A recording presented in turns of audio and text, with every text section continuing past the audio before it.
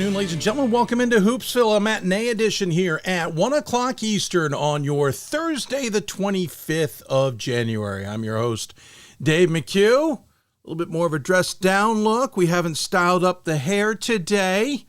Figure we'll go more natural as we get this 1 o'clock show in the books because we are coming up on the last month of the regular season. We're calling today the kind of the backstretch finish. If you're in a horse race, we've gotten the front stretch underway or done. We've gotten the first turn taken care of. We are near the end of the backstretch, looking at the final turn and getting set up for the stretch run.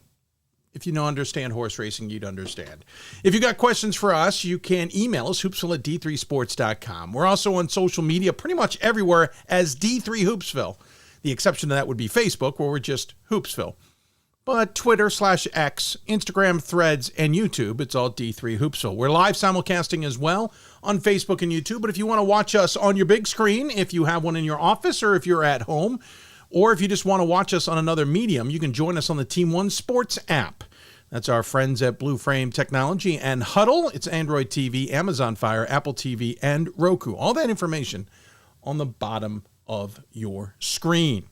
Lots to talk about in Division 3, obviously, as we get down to the end. It was a bit of a wild night on the men's side Wednesday night, as a lot of top teams got knocked off. It looks like maybe the York Spartans have figured out what we thought they had at the beginning of the season, just hadn't seen as of yet. They knocked off a second top 25 team in 2 games. They knocked off Hood in the previous game. And then last night, they knocked off Widener. Remember, Widener lost to Hood. So it's an interesting race going on in the MAC Commonwealth. Congratulations to the Spartans, as Chris Myers had 23 points on 9 of 12 shooting for a 20-point win at home for the Spartans. Calvin also lost to Trine. They got a big game to the Knights with Hope coming up. And Trine has just rearranged the MIAA race. Calvin falling, we should point out, also at home. So York wins at home, Calvin loses at home in a battle of 4v7. It was a close one, 74-71. Remember, Hope played at Calvin. Calvin won by a handful of points in a game that they led the entire way. Hope came back, made it interesting. Hope then went and played Trine the next game and got beat by double digits in a game that didn't seem that close. And now Trine has beaten Calvin, with Hope and Calvin playing again soon. I think Saturday, actually. I could be wrong. So interesting top of the MIAA on the men's side as things have gotten wacky. Don't look at the WIAC, but things just as you thought were settling in have not. Stevens Point knocked off yet another top team in the conference. They knocked off Platteville this time. Whitewater was the previous victim for the newly led not Pioneers. What am I talking about there? Pointers. That's where it was. Pioneers is Platteville. Pointers is Stevens Point. I have Pioneers on my mind because today we'll talk in a few minutes to Jeff Gard, the head coach of Wisconsin Platteville. Obviously, we'll talk about last night's game, but we'll talk about the WIAC race as well. Co defeated Loris, by the way, in an ARC battle, which may or may not help top 25 voters. Oh, Lord. Let's see. If I have this straight, and I'm going to be honest, I may not have this straight without looking it up. But Co defeated Dubuque, lost to Nebraska Wesleyan. Co has now beaten Loris, and something tells me Loris. Yeah, you know what? This is too complicated. Give me a moment. We're going to look this one up. I didn't think we were going to go in this depth of this one, but here we are. By the way, all this winning and losing has brought Central back into the race, and Dubuque has fallen pretty far down. All right, so Co has lost to Nebraska Wesleyan. That is their only loss in conference. They have beaten Dubuque. They have beaten Loris now. Nebraska Wesleyan, in the meantime, has beaten Dubuque, and they have beaten Co. And they lost to Loris back at the early part of the season. They've got Loris coming up next. Loris, in the meantime, as we mentioned, has lost to Co now twice. They lost to Co at the end of November. They've now lost to Co as of Wednesday night. They have also beaten Dubuque. And as we mentioned, they've got the game with Nebraska coming up, the second one, because they beat Nebraska Wesleyan earlier. Are you keeping track? Central has entered the mix. They're 7-3 in conference play now. They lost to Co. They lost 3 in a row to start January, including losses to Loras and Nebraska Wesleyan. They've got Co coming up next. And then you go to Dubuque, which many of us were high on because they had beaten Nebraska Wesleyan back in November. They lost to Co, they lost to Central, they lost to Loras, and they've lost to Nebraska Wesleyan in the last 5 games of the win over Simpson in the game before Nebraska Wesleyan. So 4 of the last games have been losses to Co, Central, Loras, and Nebraska Wesleyan, with their lone win being to Simpson. So Dubuque has fallen on some tough times, and the IRC race has just gotten more complicated. Gotta love Division III basketball, man. It is awesome. So Dubuque is 6-4, Central 7-3, Loras 6-2, Nebraska Wesleyan 8-2, Co 9-1. That's the race. Buena Vista is 3-6, Wartburg's 2-8, Simpson's 1-8, Luther's 1-9. So it is a top 5 race right now, with everybody within 3 games essentially, and everybody's playing everybody, as we all know at this point. So that's just bonkers. So you've got all of that going on last night. And the NJAC race, by the way, is also bonkers. That was a key to last night. On the women's side, by the way, hats off to Milliken's Elise Knutson. 2,000 points now in her career. She is 9 short of Milliken's school record, which is held by two-time D3Hoops.com first team All-American Lindsay Eipel. So, yeah, got that going on as Milliken defeated Illinois Wesleyan, avenging a loss they had earlier in the season, and they did it to the tune of 94-75. Milliken's back. That is creating a first-place tie with Illinois Wesleyan atop the CCIW. Obviously, that's going to come to tiebreakers since they split the regular season. Catholic women are 18-0 now as they got past Susquehanna. We should point out Catholic men beat Susquehanna yesterday as well. We'll have Catholic men's basketball on this show coming up. Aaron Kelly will join us to talk about his Cardinals squad, who I got to see recently. Looking forward to that conversation, to say the least. By the way, WIAC race on the women's side, yeah, it is become a bit of a mess. It's Whitewater has lost. That's the start of this. So Whitewater took its first loss. They're now 6-1 in conference play. Oshkosh lost to Eau Claire, so they couldn't take advantage of the Whitewater loss, so they stay a game back. So Whitewater and Oshkosh remain up top, but Platteville and Eau Claire are now tied at 4-3, 2 games back of first place. Again, Whitewater, their first overall loss period to lacrosse. They've got Eau Claire and Oshkosh in the next 2, so it is not going to get easy for the Warhawks. Again, Oshkosh losing to Eau Claire. They've got Stout next, and then Whitewater and Eau Claire. And Platteville, on the women's side, has lost 3 of their last 7. Now, they're 4-3 in the last 7. Make it 4-4 in the last 8, going back to December 30th. Their losses are Eau Claire, Oshkosh, and Whitewater. Got a win over Stevens Point. They got Lacrosse, Eau Claire, River Falls ahead. So Platteville's got a little bit of the easier side of the conference, though nothing's easy in that conference. And Tanya England's squad in Eau Claire, who had started the month of January losing 3 out of 4 and 4 out of 5 dating back to the Transylvania game on December 30th, have now won 3 in a row, including Lacrosse and Oshkosh. And as we mentioned, they've got Whitewater next and Platteville after that. So the WIAC race on the women's side heating up, to say the least, thanks to a loss by Whitewater again last night. Yeah, lots of fun stuff going on, to say the least, in Division III basketball. I know a lot of you are fans of D3 boards, and it has been down now for over a month after some major hiccups in the month of December.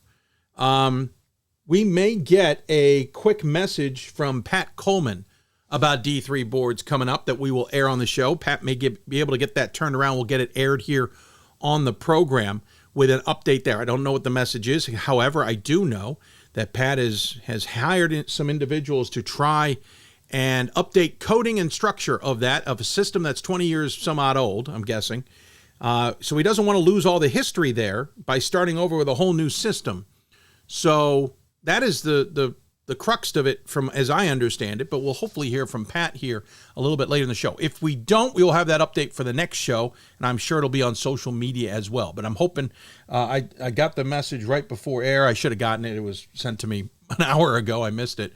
But hopefully we can hear from Pat here and get something put on the air for all of you to understand what is going on with D3 boards and the effort to get those back up and running. I know a lot of coaches have used it to try and schedule games, and a number of coaches have contacted me, and I'm sure the coaches have contacted others on our staff about it.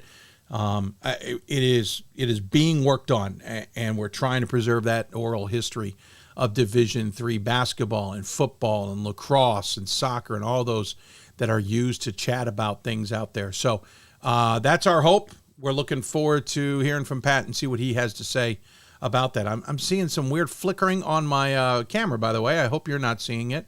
If you are, I'm not sure why that is happening. We'll try and look at the settings and see what that's all about. I haven't seen that before. All right, guests today. We already mentioned two of them. Coming up, we'll be talking to Platteville men's basketball coach Jeff Gard. We'll switch to women then after that. We'll talk to Baldwin-Wallace women's basketball coach Sherry Hara about her team in the OAC race, etc. I think that Baldwin-Wallace team, many didn't have high expectations because of how much they lost last season, and maybe they're flying further under the radar than we would normally associate for the Yellow Jackets. We'll talk to Coach Hara about all of that here in a bit. Also coming up, we will talk to St. John Fisher, upstate New York. We'll head up to talk to the Cardinals up there. Speaking of flying, three of our guests have flying mascots. We'll talk to Melissa Kuberka about her squad and how well they're doing in the Empire 8 race. Then we'll head down to Washington, D.C., go back to men's basketball, talk to Aaron Kelly, as we mentioned, from Catholic. There's another Cardinal. So we got two Cardinals, a Yellow Jacket, and some Pioneers on the show. And we're going to finish things up today with Jim Haney. It is National Officiating Week. And we'll talk to Jim Haney, who's the Division III men's coordinator on officiating. We were hoping, I'm not sure where hoping came from, hoping to also have the women's coordinator, but unable to get that guest on the show for this week. It was a little bit of late timing on my part, which I certainly apologize for anybody who was certainly interested in that. But we do look forward to getting not only Donnie Souders, Donnie Souders on the show, but I've got a bit of a great little segment we're putting together about officiating. Couldn't get done for this week, but we will try and figure it out down the road. Little family matter here. My Aunt BJ listening to the show. Delighted to catch your show in the afternoon. Was wondering about the lighting. Your shirt has been turning green and then blue. Kind of fun, actually. Well, she can see the green and blue change. I can't. I'm wondering if my shirt is fooling with the camera. I went with a laid-back look with a blue today and just the T-shirt look instead of some former polo, which I had planned to wear, which is a darker blue. And maybe it's just fooling with the camera. So maybe if we stay a little bit further back from the camera, it will handle the coloring a little bit better. We can stop that flickering from happening. It's very interesting, to say the least. At least the camera's still up and running, and we're not scrambling to replace it and figure out why Facebook has stopped our stream again. So there you go. That's what we got ahead of us on the show, including flickering of cameras. Reminder, Thursday shows pretty much for the rest of the season are going to be at 1 o'clock. The lone exception will be February 15th, which will be the Top 16 show. We are already crafting that together. It is going to be the same, essentially, as in terms of setup, but we may have to make some different arrangements in terms of how we put it together. We'll have more information about that. We will literally decide in the next 24 hours if let's call it mini marathon will be on the air. We are looking, I'll tell you this is the only day we can put this together. This is it. If we do the mini marathon, we will not do a show next Thursday. We will do a show on Friday, February 2nd, and it'll air for about 6 some odd hours.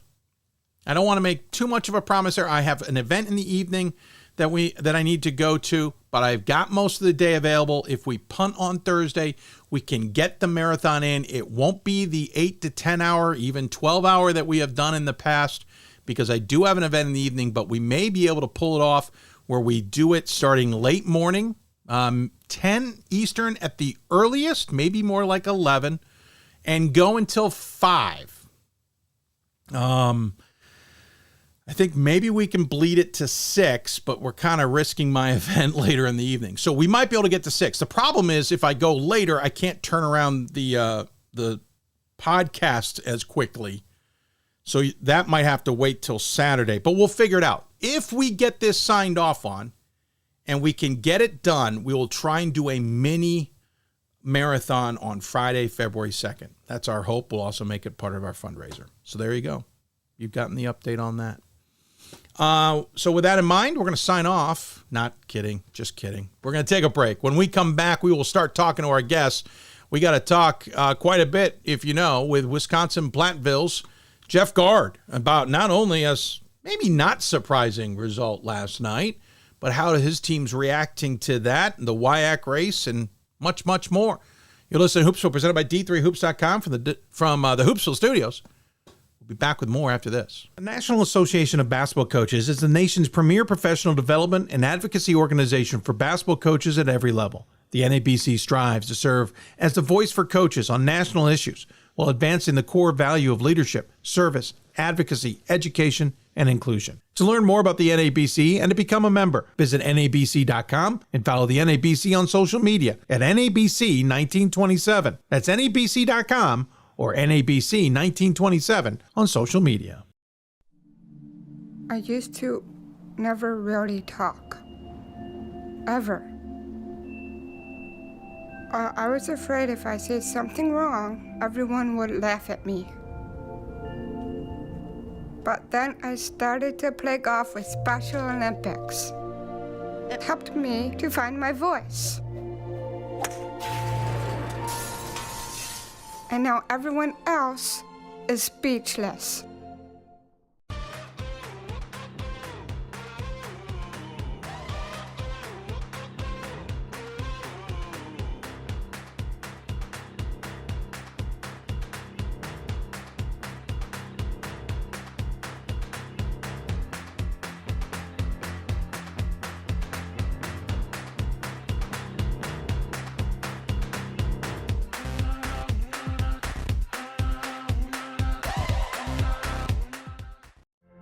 Football has taught me a lot throughout my life.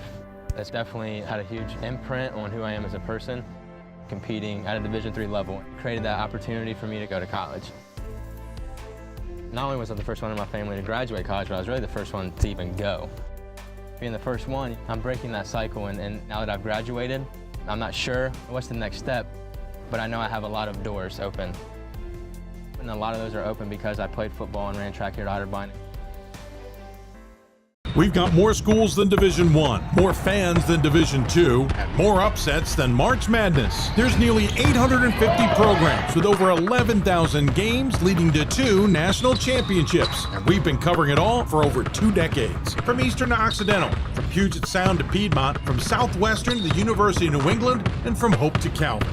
Nobody covers Division III basketball like we do. We're D3Hoops.com at www.D3Hoops.com. It's on us to stop sexual assault. In any way that we can. To get a friend home safe. To never blame the victim. It's on us. To stand up. To make our community safe for all. It's on us. It's on us to look out for each other at parties. It's on us. To be more than just a bystander. To step up and say something. It's on us. All of us. To stop sexual assault. Learn how and take the pledge at itsonus.org.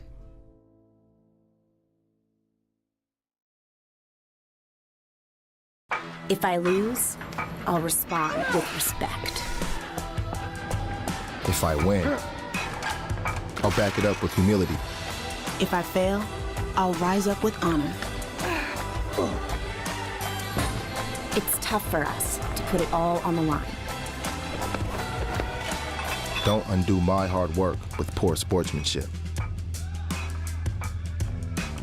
Respect. It's the name of the game.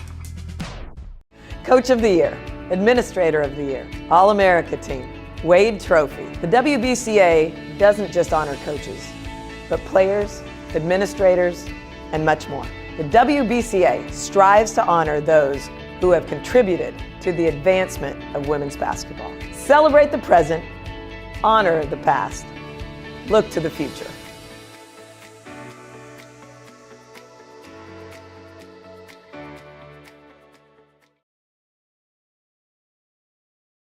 Welcome back to Hoopsville, everybody. Hope you're enjoying this Thursday matinee show. If you're wondering where the usual sign is over my left shoulder that tells us who's going to be on the show and whatnot, it wasn't able to be put together. We made a mistake.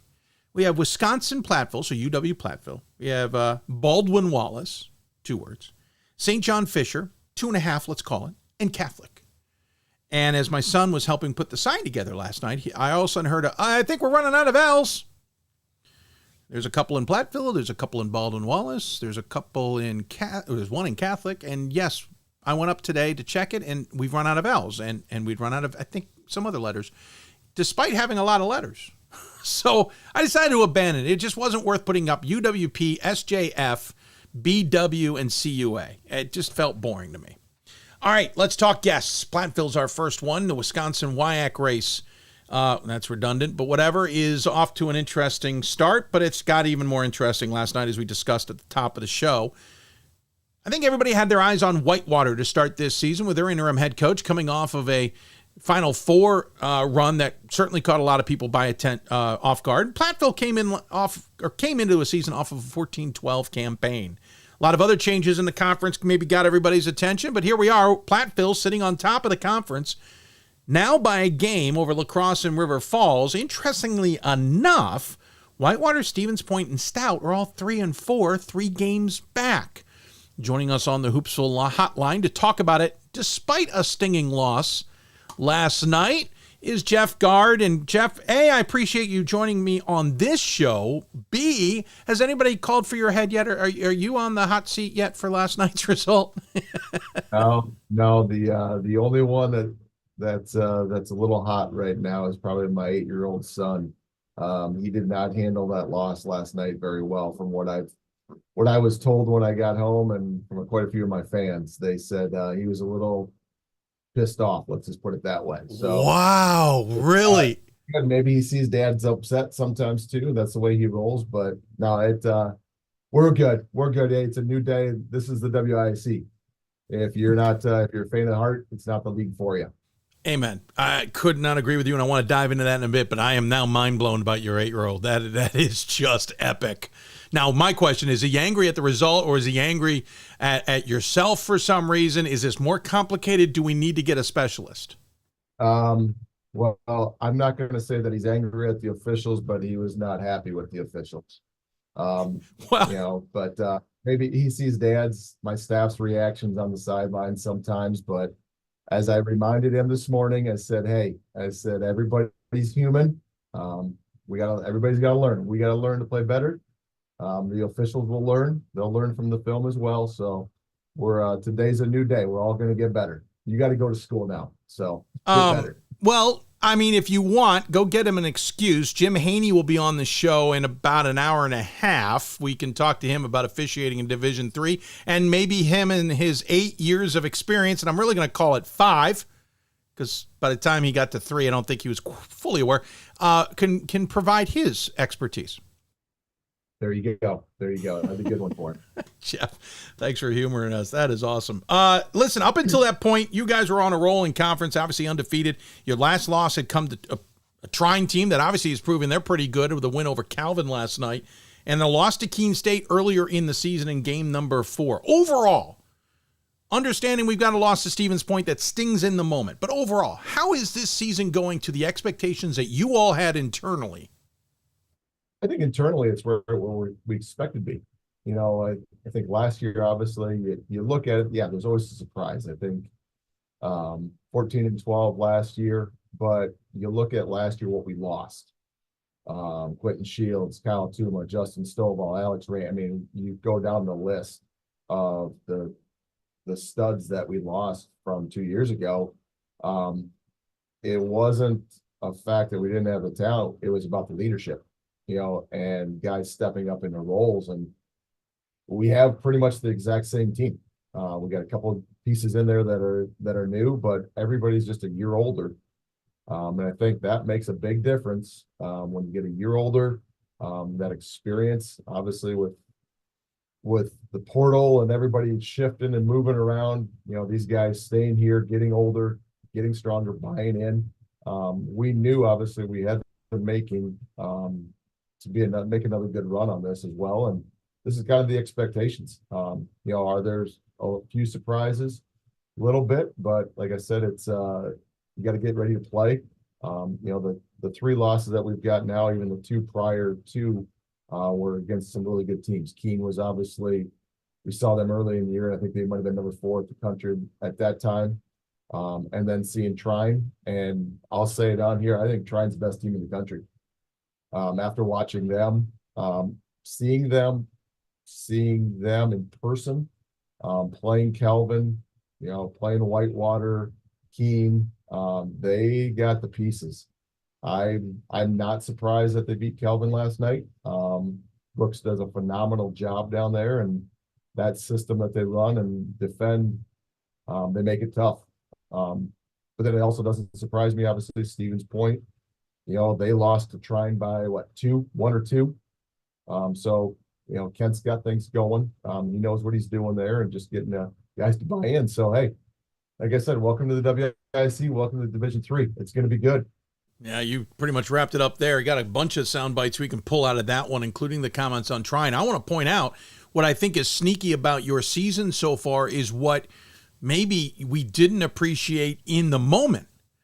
A win over St. John's by 2. You played that game at the same location as the Keene State event out in South Dakota. 2 very different places. Almost as warm as San Diego. It was almost as fair. warm. It was. I was happy. Yeah, it was a little strange at Aberdeen. You then came back and got a win over Central, which right now is starting to look sneaky good. You got a win over Hope at the beginning of December, win over North Central in the middle, and at the end, you got a win over Calvin before losing to Trine. So you've got that perspective, obviously, as well. And then you get into conference play, obviously with wins over Whitewater, as we pointed out earlier, along with wins over Oshkosh and the like, and just that loss to Stevens Point as you guys now pivot and turn into the rest of the conference race. So this feels, Jeff, like maybe it's a better season. I know when I was voting this week on the top 25, I kind of went and reevaluated your season. I thought, this feels like a better season than it felt like a month ago. You guys look like you're getting better, but you're not. It's not show. It's not a show. It's not flashy. It's not crazy. You guys are just going to work. Yeah, and I think that's the thing. I mean, I even look back at breaking down last night's film as well. We're one that we try to preach, don't beat ourselves. And I don't want to take anything away from Stevens Point, but I thought we beat ourselves last night. We got away from what is Platteville basketball. Defensively being more disciplined, offensively be more disciplined within our offense as well. Take care of the basketball. We had 10 turnovers last night. I think we're averaging about 8. And I think the efficiency on the offensive end of the floor and the stinginess on the defensive end of the floor, we got off a track a little bit last night, but I also give credit to Point with what they did. And, obviously they made shots when they needed to make shots, made some big ones. We also have the basketball gods. There's a bunch of some 50-50 balls that just kind of bounced out of our hands.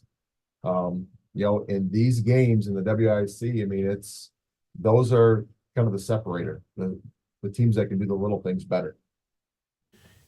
Listen, when Ken Dernbach went back to Stevens Point, I don't think anybody was stunned by it.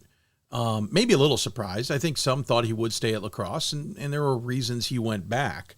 Are you though surprised he's able to take a program that was floundering a little bit for a handful of years, obviously under the issues that they had in terms of NCAA punishments and a cloud of scrutiny on top of suspicion? Are you surprised he was able to already have the impact he's having there and turn a program that was 10-15 last year, 4-17 the year before, and already they're 9-9?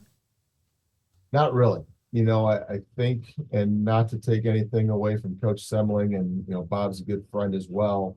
The one thing that I saw that Point always had when they were really good, it wasn't about the talent, it was about the belief. And I think Kent's got those guys believing, buying in. Obviously he had an influx of some transfers, some new freshmen coming in as well. The season goes on, just like us, you're getting older. You're no longer a freshman when you're 18 games into the season. You're seasoned.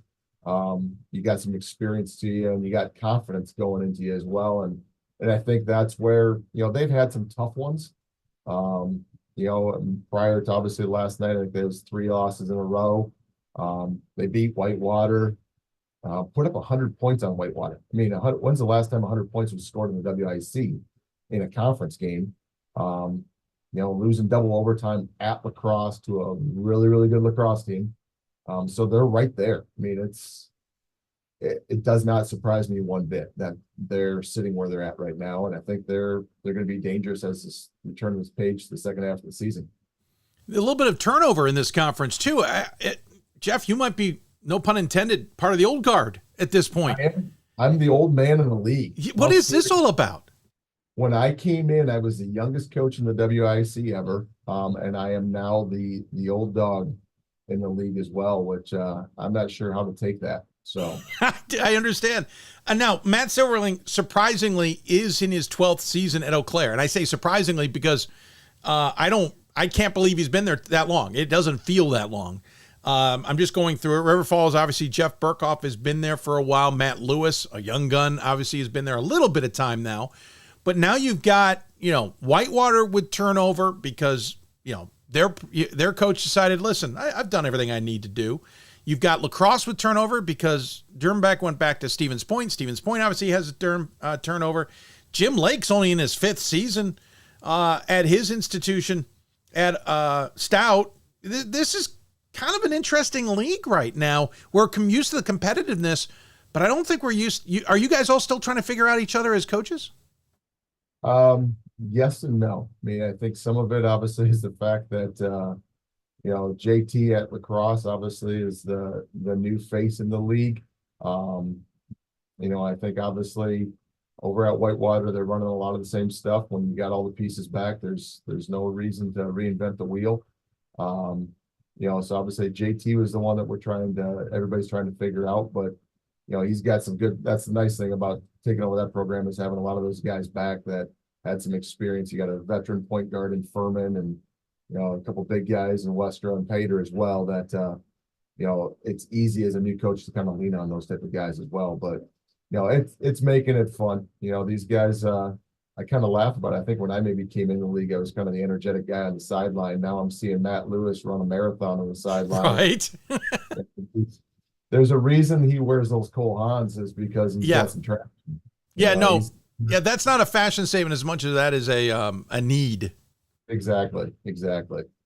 By the way, I'm waiting for your Cole Haans. Have you broken theirs out? I got them for the recruiting trip. When I go recruiting, I wear the comfort. Matt's always complimenting those shoes as well, so we kind of laugh about it. It's a nice thing with the plug with the NABC though. Giving us that discount. I think that's obviously saved Matt quite a bit of money.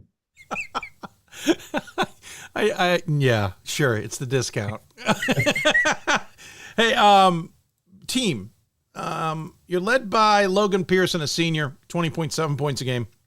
Max Love, a sophomore, and Ben Probst, a senior, both at 13.5. Then a bit of a drop off in terms of scoring. It's half the points from Brady Olson and Bristol Lewis and Joey Furman.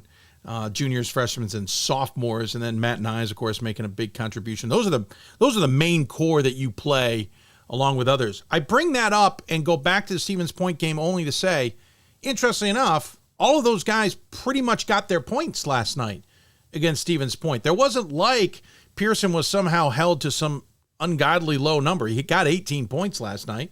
Love and Probst had pretty good game. Probst had a 13. Olson had 11. Lewis had 14. Actually, Love's the only one really under his average. He had about 8 points, and it's still by a handful.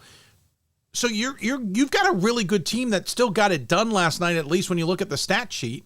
What was it about last night? And then pivot, if you don't mind, into talking about this team. Well, I think, from last night's standpoint, it's defensively for us, had some breakdowns. just obviously understanding, our principles, sticking to our core, what we're really all about. And then, just even from an offensive side of things, yeah, guys, they got their points, but I think the quantity of shot versus, or the quality of shot and quantity. I thought we had some opportunities right around the paint that we didn't finish. And I think that's what's allowed our guys to be a little bit more efficient within our numbers. Last night, our numbers probably weren't as efficient as we want them to be, percentage wise. But I think some of that obviously is like I said, we got a little out of characteristic of what we do and where the ball needs to start going to, and then working it from there. But then on the flip side, defensively as well, I thought, we broke down a little bit. Point did a pretty good job of obviously playing to a pace. They played small. Obviously that made us have to defend a little differently than what we've seen with some teams in the past in our league. So again, it just, one of those nights, I think we had quite a few shots that just did not fall. I mean, Pearson we're up by 1 with about 20 seconds to go, and Pearson gets to the lane, gets to the rim, and it rolls around, falls off. That's Max Love had a wide open 3. Ben Probst had a couple wide open ones that were there. They just didn't fall. And that's why we always talk to our guys and said, hang your head on the defensive end of the floor, because you don't know how the ball is going to bounce some nights on the offensive end of the floor. And but that, like I said, we had a few breakdowns, things that obviously we're going to see and correct today in film. Tell me about this team, though. Pearson obviously leads the way in terms of scoring. He's been kind of the target for a number of years, but you've got underclassmen who are stepping into some key roles as well. You've got a very nice mix of sophomores and seniors and juniors, et cetera, just kind of filling in. It's not an upperclassman-dominated team, it appears. No, it's not. Really, if you kind of take the COVID piece out of it and tell guys where they're really at, we've got 2 seniors on the team. One's Brad Neese. And then obviously Austin Schaff is the other senior. Everybody else is back next year too. But with that said, yeah, we've got some balance. There's been nights where Pearson's been off. He didn't play against North Central. Probst really stepped up. Max Love has been one that stepped up, and we got guys that are they're efficient within their roles. They understand their roles. Just to even get a plug on it for these guys as well. But the games that we've won in our league or in our non-conference play as well, the guys on the bench are unreal. And that's the fun thing for me as I look at this is like, it's a tough situation to be in where you're trying to figure out how to get more minutes for guys because they're being so productive in your scout team. They're giving us the realistic look of what we're going to see on a Wednesday night or a Saturday. And as I tell them, you're going to win it Monday, Tuesday, you'll win Wednesday. You bring it on Thursday, Friday, you're going to be successful on Saturday.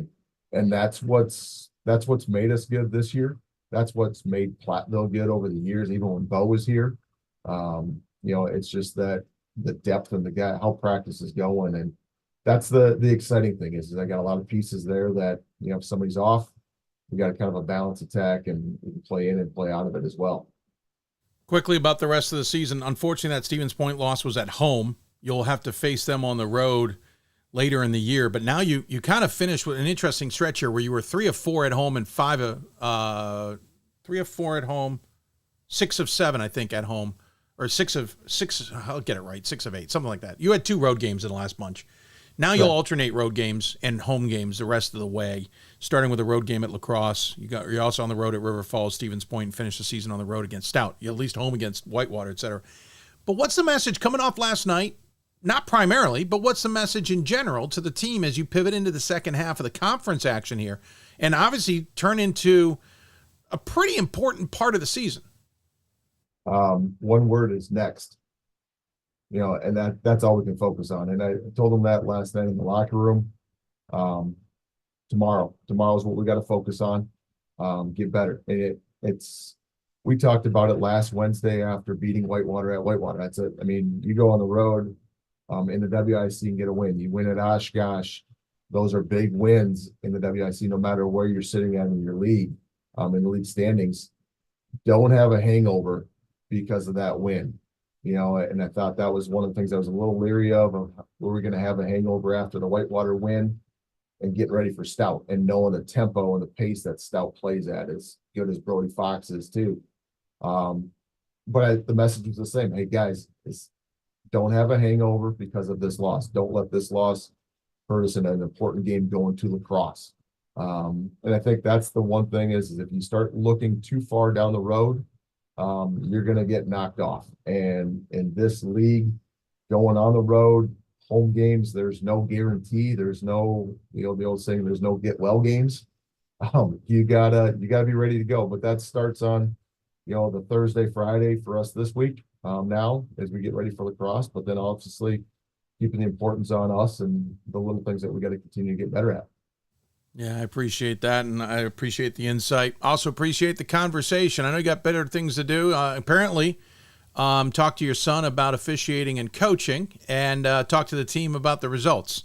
I was happy he went to school. He was trying to give me the excuse that his stomach felt bad and he didn't want to go. Yeah. I'm like, Dad's doesn't feel good either, but we got to work. So you got to learn to go at it anyway. Hey, exactly. I appreciate the time as always. Thanks so much. Good luck the rest of the season. We'll look forward to catching up with you down the road. But as always, you give the guests the final word. Any final thoughts you want to share with those tuned in? Hey, we appreciate what you're doing. And for those able to attend those WIC games in the Midwest, get out, because obviously it's going to be some phenomenal basketball down the stretch the second half of the season. And if not, tune in online. We'd love to have you on there. So yeah, well said. I certainly enjoy the online product myself. Hey, take care. We'll talk to you soon. Take care. Thanks. Jeff Gard joining us here on the Hoopsville Hotline. Appreciate him taking the time. And I have to check in on his son, how he's doing maybe by the end of the weekend. Good race in the WIAC, worth watching on the men's and women's side, as it always is. We'll take a break. When we come back, we will switch to women's basketball, head to Ohio, talk Baldwin Wallace with Sherry Harrer. How are the Yellow Jackets doing? Because they feel like they're flying under most of yours radars. I don't know if that was a sentence or anything, but we'll try it anyway. You're listening to Hoopsville, the matinee edition here on Thursday. For the love of the game. But for those of us who are Division III student athletes, it's more than that. A lot more. Sure, the game is important. But as we work so hard to build both mind and body, it's more about team. That is why NCAA Division III teamed up with Special Olympics. And in giving the gift of sport to those for whom it seemed an impossible dream, we are working to make this a better world. Help us keep that dream alive. You can make a difference. We are the coaches of women's basketball. We are leaders and teachers, dreamers and winners. We are professionals who conduct ourselves ethically and with integrity. We place the education, safety, and well-being of the athletes we coach above all else and teach them the fundamental values they need to succeed in life. We are coaches united for the good of our game and those who play it. We are the WBCA.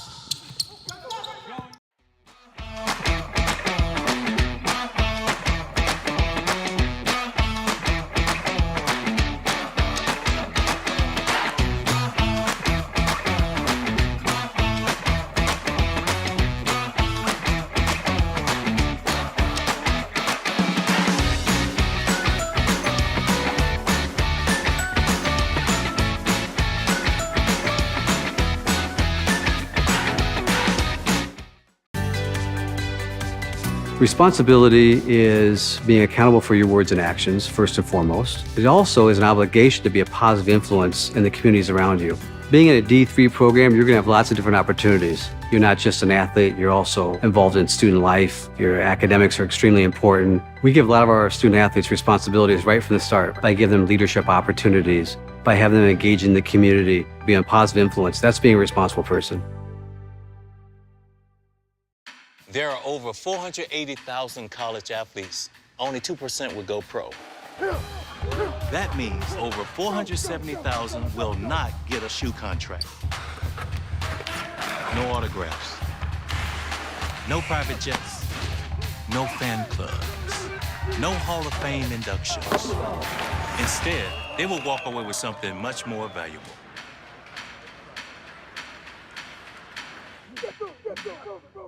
We've got more schools than Division I, more fans than Division II, and more upsets than March Madness. There's nearly 850 programs with over 11,000 games leading to 2 national championships. And we've been covering it all for over 2 decades. From Eastern to Occidental, from Puget Sound to Piedmont, from Southwestern to the University of New England, and from Hope to Calvin.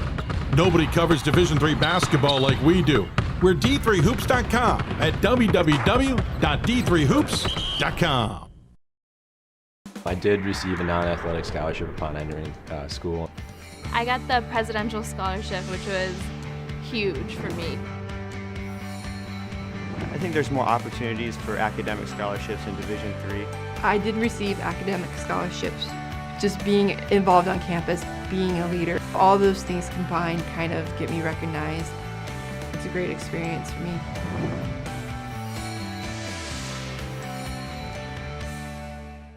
The National Association of Basketball Coaches is the nation's premier professional development and advocacy organization for basketball coaches at every level. The NABC strives to serve as the voice for coaches on national issues while advancing the core value of leadership, service, advocacy, education, and inclusion. To learn more about the NABC and to become a member, visit NABC.com and follow the NABC on social media at NABC1927. That's NABC.com or NABC1927 on social media.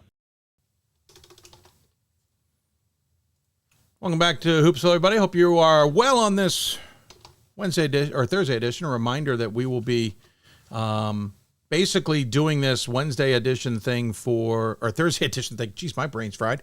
On the afternoon for the rest of the season, other than the 15th of February. We'll talk more about that show when we get closer to it, but all due to some schedule conflicts. But this may be a future idea of doing afternoon shows, but we'll dive into that one later as well. Women's basketball is where we're shifting our focus. And for women's basketball, one of the teams that we always seem to have on our radar is Baldwin Wallace out of the OAC. Though, interesting enough, I don't know where it necessarily came from, but I don't know. Expectations maybe weren't as high coming into this season.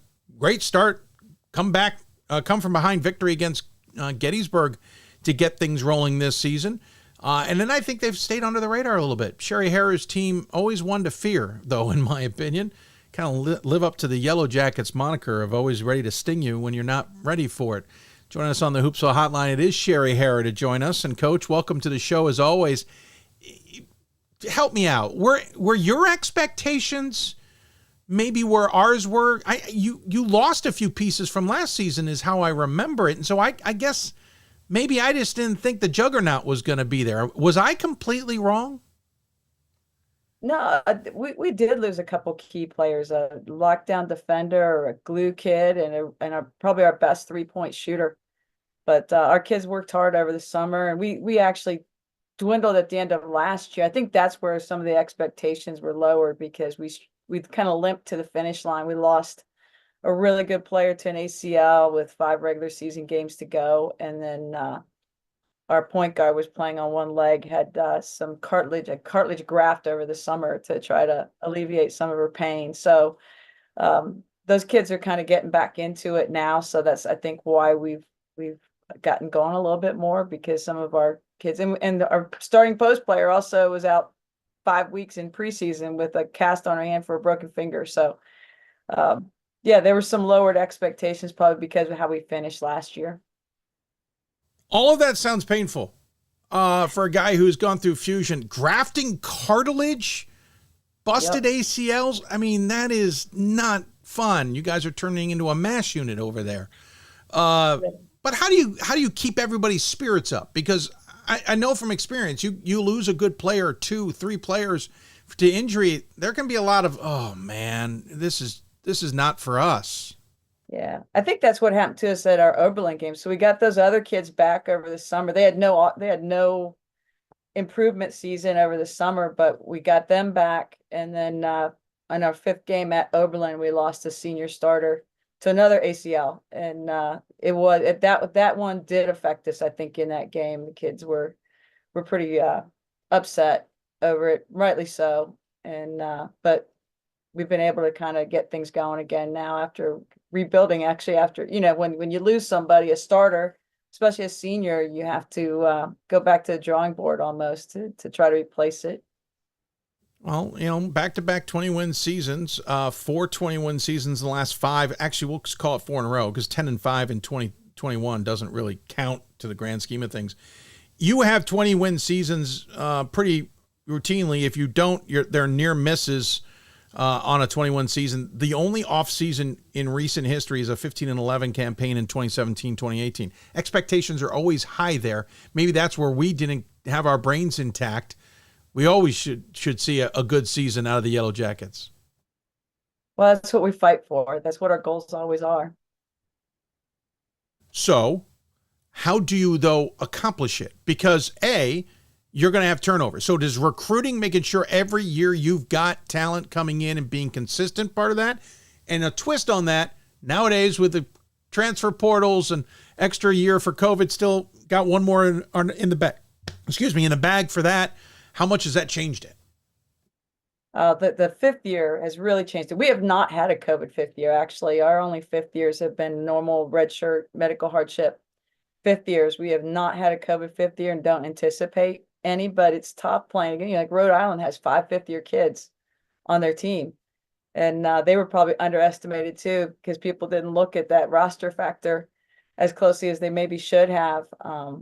But yes, recruiting, huge. We try to recruit a year ahead so that those kids are getting experience. Like you look at Bella Valent, who's our starting post player, played behind Lily Edwards when she was a freshman, and Lily graduated, and then Bella was able to step into that. So that's our ideal situation, that we have a group come in and they're ready to go, so that when their time comes up, we try not to miss a beat. And that and having coaching staff intact is huge too. When you don't have the coaching staff turnover, Cody Hartzler's done an amazing job for us, and he's been here numerous years, and you've seen our consistency based on the consistency in staff. Great point. It's always nice though, right, when a coach has learned under your tutelage and can move on, get a big career gig for themselves. That's always an accomplishment too, because it shows the strength of who you are as a mentor and the program you are and what they've learned. But on the flip side, it's also nice to not have that turnover so that you're not having to reteach and you can learn from it. And the players get used to everybody too. That's exactly right. Hey, last couple of seasons, you mentioned last year, stumbled a little bit, kind of finishing up to the end. You lost 3 of the last 5.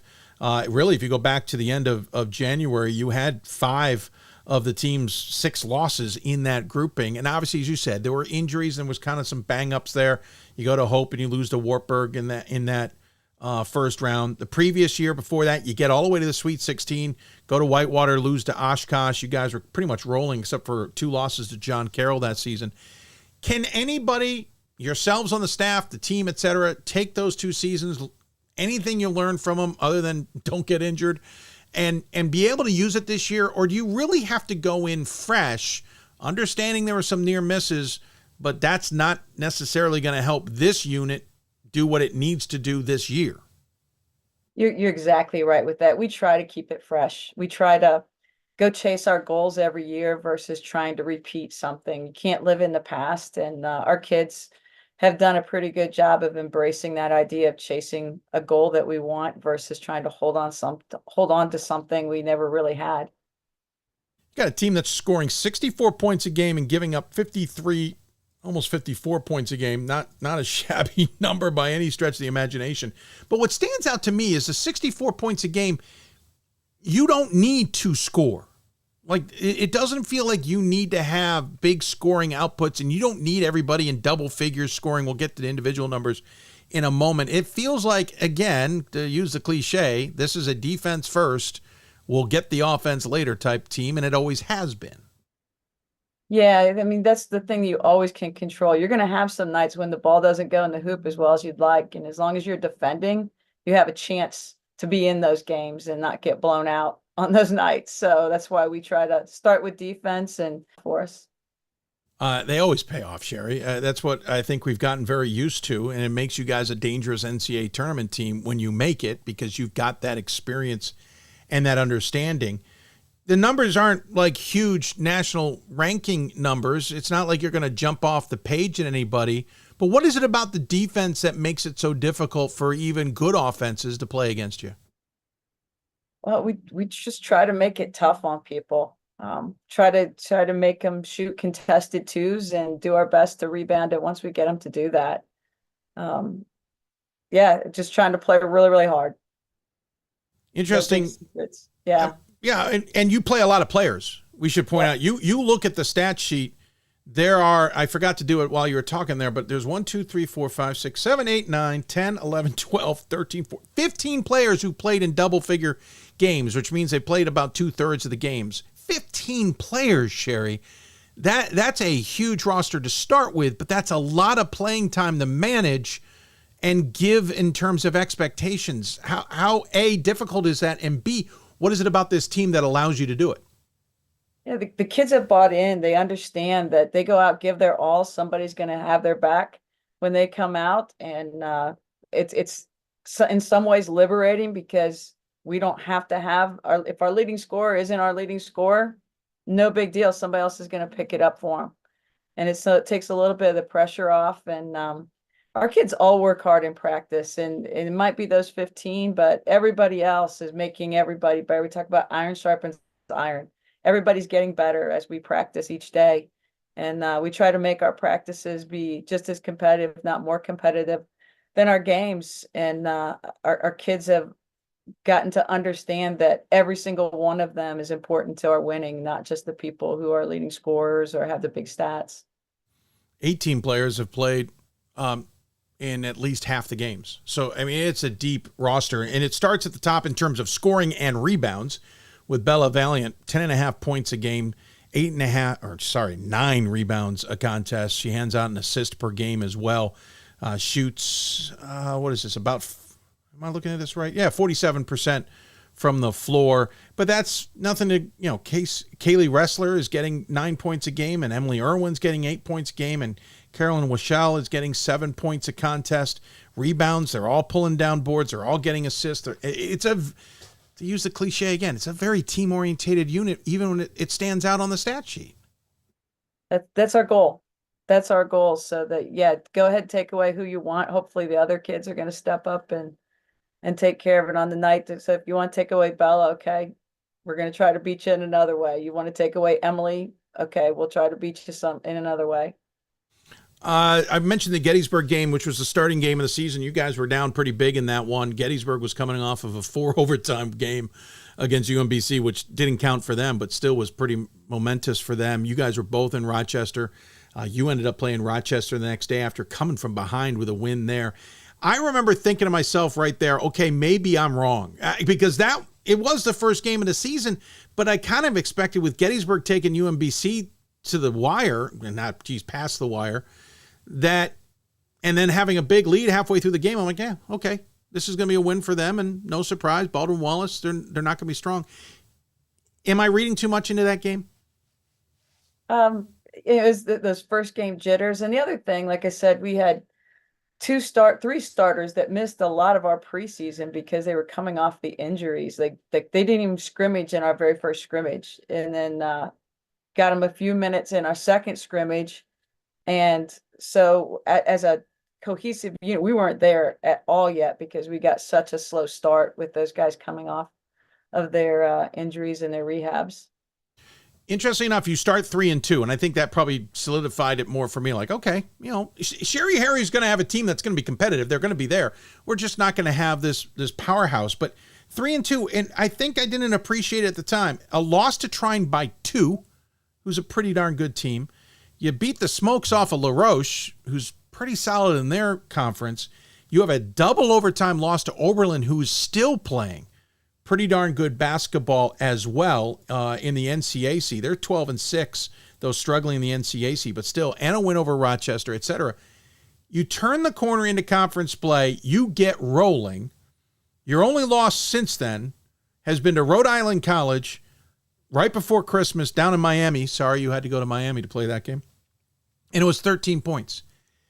When you dive into this schedule, Sherry, there are some nuggets here that are screaming just how good you all are. How are you feeling about the results at this point? Yeah, we feel pretty good about where we are. And the Rhode Island College, the 13 points is deceptive. They had us down. They just smoked us in the second quarter. And the good thing is our kids really fought in the third and fourth. And I think we learned from that. We learned that, if we play hard and just play together, good things can happen. And so even though that was a loss, our kids learned from it, and hopefully we've used that to get better. And like I said, early on, those games were on the road. We were at Oberlin. Oberlin has since lost they have a really good post player who has not played in quite some time. And Yeah, so good point. That definitely affects them. Yeah, that's a great point. And in that game, again, we lost a senior starter during the game to an ACL. And it was just a rough start for us, just physically as much as mentally. But I think our kids are feeling pretty good about themselves. But that's like, the OAC, I mean, there are no easy wins in this league. There's nobody you can circle and say, hey, we can play a B game and beat them. You've got to bring your A game every night in this conference. And, we certainly can't rest on any laurels. We've got to continue to get better. You're kind of saying what I had in my mind. You've got a 2-game lead in this conference at 11-0 over Ohio Northern at 9-2, and Capital and Marietta are 8-3. The rest of the conference is a little further back. We'll get to that in a minute. But it feels like, because I know those teams are really good right behind you, they're waiting for a slip. Because if you take the one wrong loss and come back to that group and are only a game up, the pressure ratchets up exponentially, because they are going to smell blood in the water. And you guys might have this feel. If things change quickly, you might have gotten some big wins over John Carroll and the rest already, but this does not feel comfortable if I'm you. You're absolutely right. We have to go to Capital on Saturday, and they're coming off of a tough loss. And yeah, now we've got to go to their place, and that's not going to be an easy game. We're going to have to play really, really well. We still have to go to Ohio Northern, and Ohio Northern's really good. What most people don't realize about Ohio Northern is they have a first team all league stretch 4 that hasn't played all year. And I mean, that affects things. And, on paper, they may not look, but they're good. They've got a lot of pride, and they do things the right way. We saw them in Vegas, and I remember thinking to myself, this is a better team than I think it is. It wasn't maybe the event they wanted in Vegas as they went 1-1, but I mean, they played a really tough Laverne squad in Trinity, Texas. They got the win over. So there was kind of one of those conversations like, oh, okay. Now, granted, Trinity, Texas was kind of same thing, dealing with injuries, dealing with players who have departed, trying to figure things out mid-season. But this is a conference race. As you said, Capital's coming up. Then you got John Carroll. Yes, you got them once, but I have a feeling they're going to come really rearing back at you. Ohio Northern still to go. You finish with Marietta at the end of the season. Obviously, a lot still to play with. So what's the messaging with the team? How do you obviously, it's probably we're focused on the next game, but how do you make sure that they understand that the next game's important because you need to keep momentum going for the following game and the following it? Like it's about the micro and the macro. Yeah, we don't even talk about the long range. We're just trying to stay focused on the game that's right in front of us, and just try to go 1-0 in that game that's in front of us and chase what we want instead of trying to keep anything that we don't have anything. Yeah, there's too many games to go to say you have anything. You just got to take one game at a time and do your very best in that game. Speaking of the OAC, changes are coming. John Carroll is departing in a couple of years, and we all know things don't stay static. There will probably be other moves afoot somewhere, whether it directly affects the OAC or indirectly affects the OAC or whatever. Your thoughts on the fact that this conference, which has been pretty solid for a long time, is looking at, I wouldn't say upheaval yet, we don't know, but at least the signs of some changes with John Carroll departing. Your thoughts?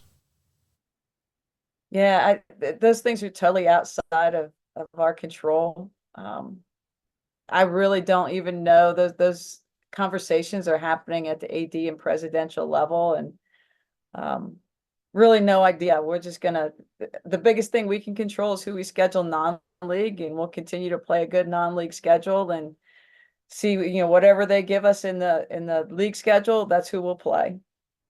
We should point out, by the way, you are the SWA, so you're up there in at least some conversations. But I do know what you mean by the ADs and the presidents have their own conversations before it trickles down. But your point, I mean, my question in general is just the idea that John Carroll's departing. What that changes to the conference in some degree, at least on the women's basketball side.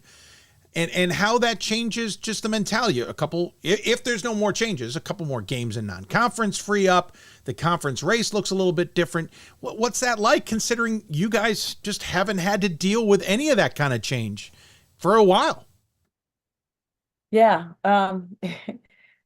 They are a geographical rival too. They're 45 minutes away. The biggest thing for us, we lose our closest game. And when I first got in the league, Hiram was in our league, right, and left our league, and we replaced them with Wilmington. So we went from a 45-minute trip to a 3-hour trip. Oh, just around the corner. Yeah. So again, we're going to lose a 30 to 45-minute trip, and who knows how long the trip's going to be to replace them. I heard a team from Kentucky or Tennessee. Yeah, no big deal. It's just around the corner. I'm making that up. Exactly. Yeah, no, totally making that up. Just having fun with the distance thing. Maybe a New York State school. Who knows? Exactly. Probably can't call it Ohio Athletic Conference anymore. Right? Oh, come on. They call it the Big Ten, right? It's not 10, and it is large. And it's definitely not centrally located anymore. Heck, we could dive down that road. Sherry, I always love having you on. And one of my favorite memories was watching you all realize you're in the NCAA tournament a couple of years ago. I know that the postseason means a lot, but I'm curious, at the beginning of the season, is the conversation and the goals that are there saying, listen, we want to be playing in March, or are they smaller, not smaller in terms of stature, but I mean smaller in terms of shorter in front of you, more important about internal than it is about the glory of March? Well, early on, we talk about it. We know that what our goals are, and the goal is to be playing in March. And so early on, before we start into any games in our preseason practices, we'll mention it briefly, and we'll tell them we're not going to talk about this again, because now we've got to focus on just getting better every day. And as long as we continue to get better every day, hopefully our long range goals come to fruition when we get to March. I've lost track of how little bit. Come on, man, give me a break. I could get to that number if I had your team too, but it's a testament to you to how many wins you have gotten while as head coach in Baldwin Wallace the entire time. Have you looked back at your career and recognized just how incredible it has been from the X's and O's and wins and losses standpoint? I try not to look at that a whole lot. The biggest thing is watching and seeing how great our alums are doing out there in the real world. Like, they've got some really cool jobs. They're so successful, and that's the biggest win, right? Like that they go on and leave our program. And, the coolest calls I get are kids that, coach, you won't believe that I used your quote, or my boss just said this and it reminded me of what we used to talk about. That's what is really fulfilling more than just the wins. Well, I appreciate the time. I hope you're not retiring anytime soon, because I love A, watching your teams, and B, having you on the show. So I'm selfish. Just don't do it. Just, stick with it a little longer, just for our sake. We have great kids, so there's no plan there. There you go. Perfect. I was going to say BW probably doesn't want you leaving anyway. As always, give the guests, though, the final word. Any final thoughts you want to share with those tuned in? No, as always, just appreciate all you do for Division III basketball, and especially on the women's side, it's easily overlooked. And you make all of D3 women's basketball feel like we matter, and that we really appreciate that. Coming from you, Coach, that means a lot. I appreciate that. We're just trying to make sure that we shine a light where it deserves to be shown. Yeah, my Division III education not showing through here at all. But I appreciate that. Very kind of you. And we love having you on as well. And that's why it makes it even better. We can do this because guests like yourself are willing to come on the show. Taking enough of your time. Take care of yourself. Good luck against Capital in the rest of the season. I mean, at least it's not Dixie Jeffers on the other side of that floor. And we'll talk to you soon, all right? Thanks so much, Dave. Take care. You too. Sherry Hara joining us here on the Hoopsville Hotline. Appreciate her taking the time. Those of you not watching on Facebook, Hope you're enjoying the show. Facebook Simulcast once again decided to go, hey, we're done. We're done here. You're clearly done with the show. We will refire that up in the commercial break. I do not understand FB. I cannot grasp what in the world they do with our show. But that's why we don't primarily broadcast on FB. We'll take a break. When we come back, we will talk more women's basketball. We will head up to upstate New York, talk St. John Fisher basketball with the Cardinals. You're listening to Hoopsville, presented by D3 Hoops. We've got more schools than Division I, more fans than Division II, and more upsets than March Madness. There's nearly 850 programs with over 11,000 games leading to 2 national championships. And we've been covering it all for over 2 decades. From Eastern to Occidental, from Puget Sound to Piedmont, from Southwestern to the University of New England, and from Hope to Calvin. Nobody covers Division III basketball like we do. We're D3Hoops.com at www.d3hoops.com. Coach of the Year, Administrator of the Year, All-America Team, Wade Trophy. The WBCA doesn't just honor coaches, but players, administrators, and much more. The WBCA strives to honor those who have contributed to the advancement of women's basketball. Celebrate the present, honor the past, look to the future.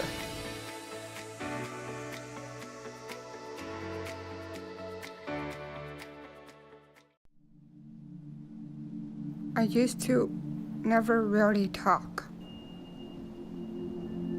Ever. I was scared and shy. It was hard to look at people's faces.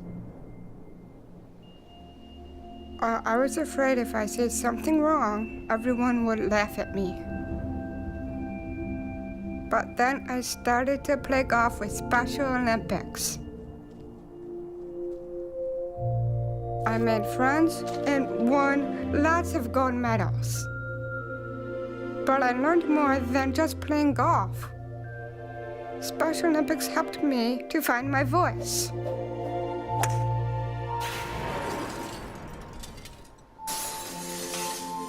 And now everyone else is speechless.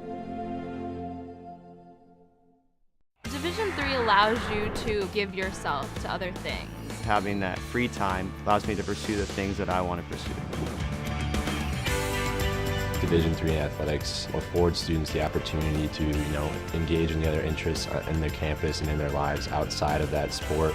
It allows you to just be able to do everything you want to do. I wouldn't change it for the world.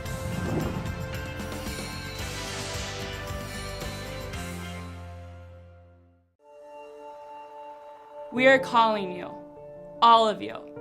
We are calling all Division III schools to join our cause.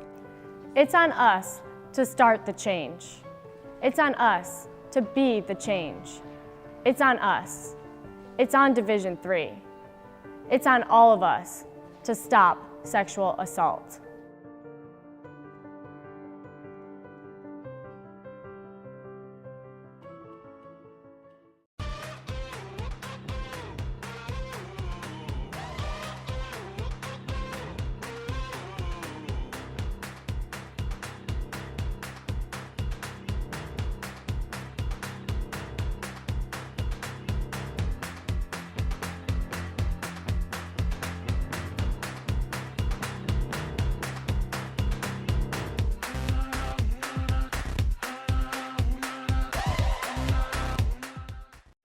I learned a lot of valuable lessons playing college football. I never thought about the health benefits of exercise until I actually started to talk to coaches in college. It's not only just for performance, it's for life. My coaches instilled the importance of well-being, not only building up strength, mental health, getting enough sleep, eating properly is all what it is to be healthy. I decided that I want to go into personal trainer and share my knowledge that I obtained in college about physical and mental well-being. Welcome back to Hoopsville, everybody. If you're watching us on Facebook, welcome back to the show. Don't know why you Facebook people don't seem to have much luck, as we're back on the simulcast there. It just randomly stops. I got nothing. I absolutely got nothing on FB. That's why we also live stream on YouTube, by the way. That's one of those main reasons. Phil Nagley telling us the mini marathon next Friday. Count me in, he says. Well, I got to count a lot of other people in before I can decide we're doing that mini marathon next Friday. And we're also always streaming on the Team One Sports group, thanks to Hudl and Blue Frame TV. We are up and running there. As always, we appreciate all of you who tune in there, whether it's live, on demand, or whatever. Of course, we have the podcast as well. All right, so back to who we're talking about in Division III basketball. We're sticking with the women's conversation, and we stick with flying things. We had Yellow Jackets, now we got Cardinals. St. John Fisher coming off of a 23-6 campaign each of the last 2 seasons. 15-2 so far this year. They are 8-0 in Empire 8 race. To say that they are consistently good is an understatement, maybe to the point that we just overlook them too much. Couldn't believe how long it's been since we got Melissa Kaberka on this show to talk about her team and how well they're playing. Like I said, maybe it's just gotten a little too accustomed. So joining us on the Hoopsville Hotline, it is the aforementioned head coach of the St. John Fisher women's basketball program. Coach, as always, thanks for joining me on the show. We'll dive in deep on the season, but the consistency that you have got going there with the Cardinals of a program that's always had some consistency in general, pretty impressive. You got to be thrilled. Yeah, thanks. Thanks for having me. And definitely thrilled, looking at, as we're starting to get to the end of the season, looking at our seniors and, the records that they've had in their time here. I think right now our seniors have lost 11 times in their career. And I know COVID year, we only played 12 games that first year, but I think that's a testament to them. And what the players who we've gotten these last couple of years have really done for the program. Yeah, we'll dive into those players in a moment, but a couple of things that jump out. Back-to-back Empire 8 Conference champions. You're looking at maybe a third if you can keep things rolling. 3 of the last 4 in general. Haven't lost a conference game since January 8th, 2022. That is 38 wins ago, and your 137 wins in 7 years is knocking on the door of the second most in program history, which says a lot considering that program. I know every coach wants to succeed when they take over a program. I know every coach wants to build on what the program has behind it, and I know it's easier said than done. How have you been able to do it? Really, it's the players that we've gotten. I know how blessed I am to be at the school that I am, that has high enough academics that can attract, the nursing majors and the high quality academic level student athletes, but also the location, the other programs that are offered here. Fisher is a great landing spot. And so we've been able to attract very, very high quality student athletes. And then it's also those type of athletes that just want to put in the work.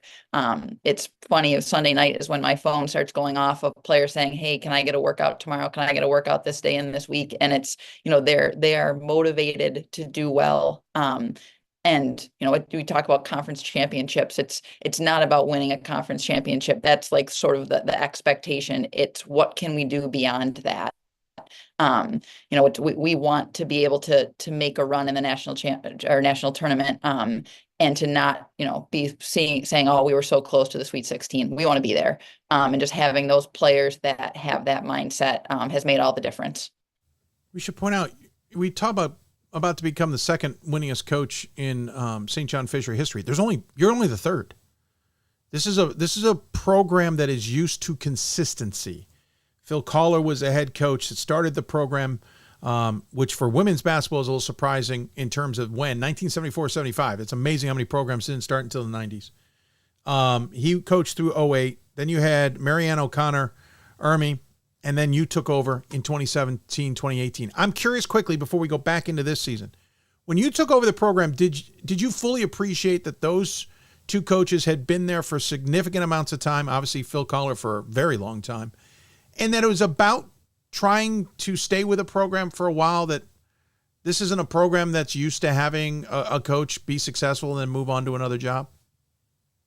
I definitely didn't understand it when I first took the job. It was more a whirlwind of, I have this great position. How can I, set this team up for success? How can I get in here and, pick up where they left off? But then, when you look around at other schools and how, coach is there 3 or 4 years and moves on, and then, jumping up levels and all of that, it really puts in perspective how, how great of a place Fisher is that you want to stay here. And I definitely, when I first took the job, I don't think I had a 5 or 10 year plan. And now that I'm here, this is a place where you can be successful, where you can have a family, where you can bring in student athletes that you want to coach. It really checks all the boxes off. And I didn't realize what I was signing up for 7 or 8 years ago. Yeah, you started off at Hilbert and had a lot, pretty good success for Hilbert standards there, and then took over St. John Fisher, 21 wins right out of the gate, and kept that consistent. This is a team, back to them, obviously you've had a good season. You go back, lost to Tufts at the start of the year. Listen, no pun intended, they're tough. That's not surprising. You came out swinging in the first game of the season. Then Rochester Tech and Rochester right after that. Lost to Ithaca, another really tough team. That's it, though. That's the end of the losses. In conference play, you're dominating. You got to win over Cortland, which is huge. You got to win over William Patterson as well. How's the season gone from your perspective? I think the 2 losses that you mentioned are the 2 games that are, at the forefront, just because I know those are 2 games, Tufts, we hung around with them for 17 minutes. And then after that, they were Tufts and we were, relatively young Empire 8 team going up against them. Ithaca, another game where we were tied at halftime and they had some players in foul trouble. And so they came out in the third quarter and we couldn't match them, and we're playing catch up the rest of the way. So those losses I look at are great learning experiences for us, and it's what we need. The goal this year was our non-conference to make it as competitive as possible, so that we could be in end of game situations. So we could have to be, rather than just setting it up in practice and all of that, but have the emotions of it, have the situations there, be put in that environment and have to respond. And so like I said, those 2 games are at the forefront, but the win over Cortland was a ton of fun. Obviously winning, but because of the way our team played, it was the best our bench has played all year. We had contributions from top to bottom there. And then going to the tournament up in Springfield and playing Roger Williams, down the whole game. Wasn't until the fourth quarter that we were able to make a little run of our own. We've had a lot of fun with the non-conference. And then when you get in conference play, it's the same story every year. And it's, Coach Hemmer said this to me when I was a player, and it stuck with me. We have the target on our back. When we're in conference play, everyone wants to beat us, and I get it. Coach Hemmer actually pinned little targets on our backs and made us wear them during practice once. I have not gone that far. Thank you. But it's the fact of who we are and what the players have done to put that target on us, and so we know we can't come into games and think we're gonna roll anyone or have any preconceived notions of what's going to happen. We have to show up and compete. And thankfully we've done that in the first round of conference play, and now we have to do it a second time. Good old Scott Hemmer. Oh, he had some doozy of some ideas. Really was hoping he wouldn't work out at Canisius so he could come back to Division III, but we can't have all of our wishes. Obviously joking in case Scott's listening. I want to talk about this team a little bit. You're basically the one that stirs the drink and gets things rolling is Sydney Tomaso. 16 points a game. She has been Conference of the Player of the Week a number of times this season. 7.5 boards per contest. I believe she's 3rd on the team in assists, or 2nd on the team in assists. Leads 2nd on the team in steals. Shoots pretty well as well. We'll get to the rest, but tell me a little bit about Sydney. Sid is the player who sat in my office at the end of last year, and I said, Sid, what can I do for you? What can I do to make this experience better? And she looked at me and said, get us to the Final Four. That is just her mindset. That is just the type of player that she is. And she backs it up with her work ethic and just the type of demeanor that she has every day in practice. She's at work. It's a business trip for her type attitude. She does everything for us, and we actually, primarily play her in the 4 spot. And so she is outsized most games, and she handles it, great. Obviously putting up the number of boards that she gets a night, knowing who she's up against it speaks for itself for who she is. And then on top of that, just a great person, leader by example. She's vocal when she has to be, but she just is, she sets the tempo and she has set the goals for this team. We love having Sid. How much pressure is on you? She's a graduate student and she wants to be in the Final Four this year, Coach. No, she's a junior. She's a junior. We have. You're right. I was looking at Alexandra. No, don't rush her out of here. No, sorry. Don't rush her out of here yet. My bad. I was looking at Alexandra. Sydney, of course. My bad. The sisters there. Getting them confused myself. Yep. Sorry, everybody. False alert there. Bad news for the rest of you. Sydney's got a couple more years. The rest of this team's interesting because Sydney's chasing 1,000 points as a junior. She's not the only one. She's got another teammate chasing 1,000 points. And when you look at the season stats, again, it's not just about Sydney.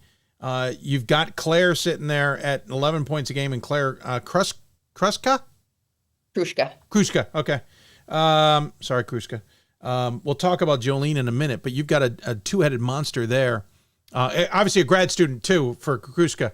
Just to get that out of the way, we'll just make them all grad students at this point. I'm kidding. I'm totally kidding. But that two-headed monster is obviously the most important part, and then you've got all the other pieces. Again, we'll get to the freshmen, but that's pretty key. Yeah, Claire's another one who has exceeded all expectations, and again sets the tone. If anyone who watches Claire play knows that she has a side to her when she's on the court that is very different than off the court. She just gets this face of, this toughness, she's going to go through anyone and do anything she has to. She has a competitive nature that I think is unmatched in a lot of ways. But off the court, she's the nicest person you'd ever meet. But the two of them on the floor, Claire shoots the ball extremely well, and has for a long time. But she doesn't always look to be a scorer. And when in games where we've needed her to step up, she's done so and has, really been a difference maker for us. And at the same time, she creates for her teammates. I don't know. She has to lead us in assists. I haven't looked at the stats much, but she has to be right at the top up there because of how she creates for everybody else. And, Sid is at the receiving end of a lot of that, but so is Jolene. So are our wings. Claire creates for everybody. Claire's averaging 3+ assists per contest, leading the team in that category. For everybody, she's a senior listed on the roster. Those two guards certainly are helpful, and you've got a lot of other players who contribute. Katie Moravec, Presley Bruner, Madeline Ramsgard, and plenty of others. But what is really interesting about this team is you got a freshman forward at 6'2", in Jolene Lusk, who is absolutely tearing up the conference right now. She's Conference Rookie of the Week 4 times, averaging nearly 15 points a game, nearly 10 rebounds a contest, a block and a half per game, an assist and a half per game. Shoots outside well because she shoots 31% from deep, 47% from the floor, and 74% from the free throw line. That's got to be a huge piece to this unit. Definitely. We graduated out 2 seniors last year, one who was our starting center. And we knew we either needed players to get a ton better over the summer, or we needed to have someone step in and fill that role. And I didn't know which one of those 2 things were going to happen. I didn't know how soon Joe was going to be able to step in and contribute. And, we did a foreign tour at the start of the season, started a little bit early, went to Canada, played some games, really hoping that it would give me an insight of, is Joe going to be ready, or are we going to have to be, a much more athletic pressing team, go smaller more? And right from the get-go, she was ready to go. And when I said, players text me asking for workouts, she's the one asking for workouts, asking for film, asking for everything. She is very talented, but she wants to get a lot better. And I think that drive has allowed her to be successful. By the way, as one who lived on the Canadian border for a long time, it is just a little strange, especially for where you guys are located, to hear someone say, we went on a foreign trip to Canada. I know it's a foreign trip, but it just doesn't seem like it's a foreign trip. No, especially when I see other teams, going to Europe, they're getting on the plane and all that. And we hopped on a bus, drove a couple hours, little border situation, and then we're good to go. I mean, it is a foreign trip, and it works out. And you guys learned a lot from it, as you said. Yeah, first game, we played Ontario Tech and it was a lopsided game, but the other two, we got beat pretty good. And, talking about our seniors having not lost too many games in their time here, the losses that we've had, we don't typically get beat pretty good. And so it was really, really eye-opening and, exposed our weaknesses before some teams were even practicing. And I think that was great. Great for us, in some ways a humbling experience, but really more great film that we were able to take back and build on. Quickly about this conference, Empire 8, which will change next year, right? No, 2 years? I've lost track. No, next year. Your alma mater's coming to town, along with Brockport. Talk about a twist. We'll dive into that in a second, but just overall, you guys have a game lead only on your rival nearby next door neighbor, whatever you want to call him, Nazareth. Houghton, who's having a really good season this year, is 2 games back, and then there's a little bit of a gap before you get to Hartwick, Elmira, Alfred, and the rest, but a little bit of a race here. We're just talking to Sherry Harriet, Baldwin Wallace. It feels like there's a lot of pressure here because one slip up and you can lose the advantage here. Definitely. And that's this past weekend, we played Naz at their place and we snuck out with a win. We did not shoot the ball well. We did not play well, but we got that win. And I think, road games are huge and being able to beat Naz on their court is big. But yeah, Naz and Houghton are both 2 teams that I think have gotten a lot better in a short period of time. And, there's no overlooking either of them. Naz graduated. They had a bunch of grad students, grads last year who really carried them for 5 years and, didn't know what it was going to look like with them all leaving. And in some ways they are probably better. They are, the way they execute, the way they move the ball, defensively, just a toughness about them. And then, it's not just 1 or 2 people you can focus on. All 5 on the floor can score. And I don't know if I would have said that in the past about Naz. And Houghton, similar, an athletic, long team, who their pressure is great. And when they're on, they can score. I think one of their players had 38 and then followed up with another maybe 26 or 28 point performance after that. They have players who can score. And so, love being 8-0, but we have to see those 2 teams again. And we're going to have to be better next time we see them. Yeah, you see them again. Your advantage is you finish the season at home against both of those. Actually, you have a lot of home games to finish this stretch. Home's going to be important because you only have 1 road game the rest of the season. Sage, Hartwick at home, Keuka on the road, then Elmira, Alfred, Utica, Houghton, and Nazareth at home. You've gotten the road stuff out of the way first. You get to enjoy, even if there's a blizzard, the fact that you can stay at home. That has got to be important. Yeah, Houghton is actually on the road. That'll be it is, and I have it wrong. I apologize. Yeah. Oh, yeah, you're right. It should be on the road. Yeah, I apologize. Our system's got it wrong. We do have quite a few home games left, and with how the schedule worked, I'm thankful we got the Hartwick Sage trip out of the way early. That's never an easy one, and especially going back that we have those rematches this weekend, and in watching that film, it was a long time ago, but also that road trip is tough, and we definitely did not play great basketball. But we love our court. We tend to shoot much better. We're not scoring well on the year, but we tend to shoot a lot better in our gym. And I'm thankful that we're going to be finishing up with Naz here.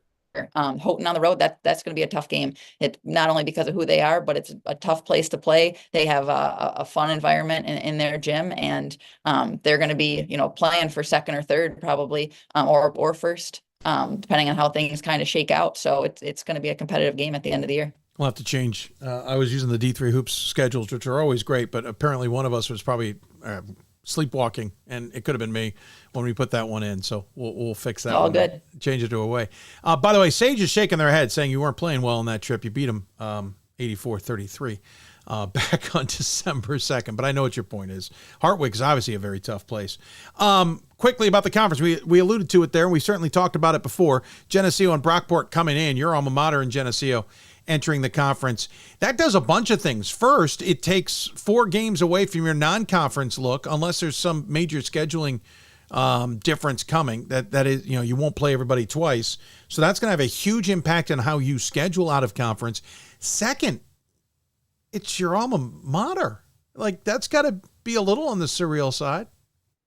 Yeah, well, so Brockport, Geneseo, and SUNY Poly, all Right. three are Good point. coming in Forgot about next SUNY year. Poly. Yeah, they came in later. So I don't. 6 You know, games. I think they're gonna stick with 16 games. So we're gonna play Okay. some teams twice, some teams once. So they're going Thankfully. to do the ODAC model. Yep. Yeah, exactly. And having Geneseo in conference is awesome. It's a team that I love to play. My one of our assistants, Kara Ingalls, formerly Kara Hoopert, she played at Geneseo, a couple Sweet 16s for her. We were excited about that. And Brockport too, not only because they're neighbors and somewhat of a rival, but it's just going to increase the strength of schedule. Those are two teams that have obviously have been very strong in the SUNYAC, and I think the SUNYAC is a phenomenal league. Stinks that it has to break up in some ways, but I'm not opposed to teams like that coming and making us better. Yeah, it's definitely. I mean, your team in Brockport, as you said, coming in is going to change it up. It's going to certainly increase it, and your scheduling out of conference is going to have to be a little bit more strategic, probably as a result, because obviously you have less games too. You'll have 9 games, I guess you're saying, or 8 games, something like that, to schedule in non-conference action. We're looking forward to seeing how that all plays out down the road. Thanks for reminding me about SUNY Poly. Because it came separate. I'm totally blanking on that one. You sent me a fun little note, by the way, that the team is getting used to what parenthood is like to some degree. You mentioned your former assistant. By the way, both Geneseo players, yourself, you both had tremendous careers at Geneseo, so it's not surprising that the coaching career has blossomed with the both of you. But parenthood, too. You got some kids who are distracting this team a little bit, Coach. I think distracting in a good way. Oh, yeah, no. I was definitely tongue-in-cheek. In over the summer, we run a high school summer league here, and Kara was this happened the last time we were on an interview. Lights go out. It's the timer ran out on me. Exactly. The summer league, Kara was coaching a high school team, and her mom was behind the bench with her newborn. And I knew that we needed another assistant. And so I just kind of mentioned to her mom, hey, you know anyone who might be looking? And she said, well, what about Kara? And I look at Kara coaching a varsity team, and her mom's holding her newborn. Long story short, that night I got a text from Kara, and a couple days later, she's on staff with her. At the time, I think was 2 or 3 months old, and I was very, very pregnant at that point. I had my daughter I had left our third practice of the season to go have my daughter Hope. And so she is now 4 months. So we have like a 4-month and a 7-month-old who accompany us. The team is great at, when we have to pass babies off to check in at hotels or to get stuff out to the bus. They join practice. It's been awesome, I think, for us too, as moms, to be able to be around our kids, to be able to have them, with us and not feel like we're leaving our husbands out to dry with all the work, but also that we're not missing out on stuff. But at the same time, I think it's been great for our players to see all the work that goes into it, but also just how rewarding it is to do what we love, have our kids with us, and to be able to be moms. I've heard that message many a time, that it helps student athletes learn earlier on that, you can do both, and we should be promoting that in general. This isn't supposed to be a shut down your life type thing, that you can do both and make it work. And get the support wherever you need it. By the way, go ahead and lean on your husbands. I know my wife does with me. It's amazing. I got a 1 p.m. show today because I'm pretty sure some kid needed to get picked up somewhere that she's going to take care of. But it'll come back in spades. Okay. But yeah, no, I get it. And hats off to all of you. That's just tremendous. I love it. So much has changed in women's basketball. That has changed in women's basketball, and it's awesome to see. Talk to you plenty. We're running late. I appreciate the time you took. Obviously, the lights told us we were running late, and so we got to get going. But we always give the guests the final word. Any final thoughts you want to share with those tuned in? Really, I think that we, as a program, you use the word consistency a ton. And I think that has to be, our motto going forward and something that we focus on. And with that, I appreciate your consistency of constantly, putting Division III basketball, at the forefront of people's minds and making our student athletes and us coaches too feel important, with what we're doing. So thank you for your consistency, and we're going to keep doing that too. Well, you are important, and that's the point. So we appreciate you taking the time to join us, and we promise next time lights won't turn off. We'll do better. We'll see. We'll yeah, see. I know. Let's not. Maybe I shouldn't promise. Coach, take care of yourself. Good luck the rest of the season. Look forward to catching up with you. Thank you. Appreciate it. Melissa Cooper joining us here on the Hoopsville Hotline. Appreciate her taking the time. Awesome season they're having once again. Sage and Hartwick coming up at home. And yes, I did have that wrong. Houghton will be on the road, but great stretch run here to finish up the season. We'll keep an eye on if it's another conference title in the Empire 8. When we come back, we'll take a break. Another Cardinals team. We'll head down to D.C., talk men's basketball with Catholic University and Aaron Kelly. You're listening to Hoopsville, presented by D3 Hoops. Back with more after this. The National Association of Basketball Coaches is the nation's premier professional development and advocacy organization for basketball coaches at every level. The NABC strives to serve as the voice for coaches on national issues while advancing the core value of leadership, service, advocacy, education, and inclusion. To learn more about the NABC and to become a member, visit NABC.com and follow the NABC on social media at NABC1927. That's NABC.com or NABC1927 on social media. Something I discovered in myself is that if I have a goal, then I can accomplish it. It's a well-rounded experience. At a Division III school, you primarily a student athlete, so the school is really shaped around you developing yourself as a complete individual. It helps a lot that you have a family with your team that can guide you.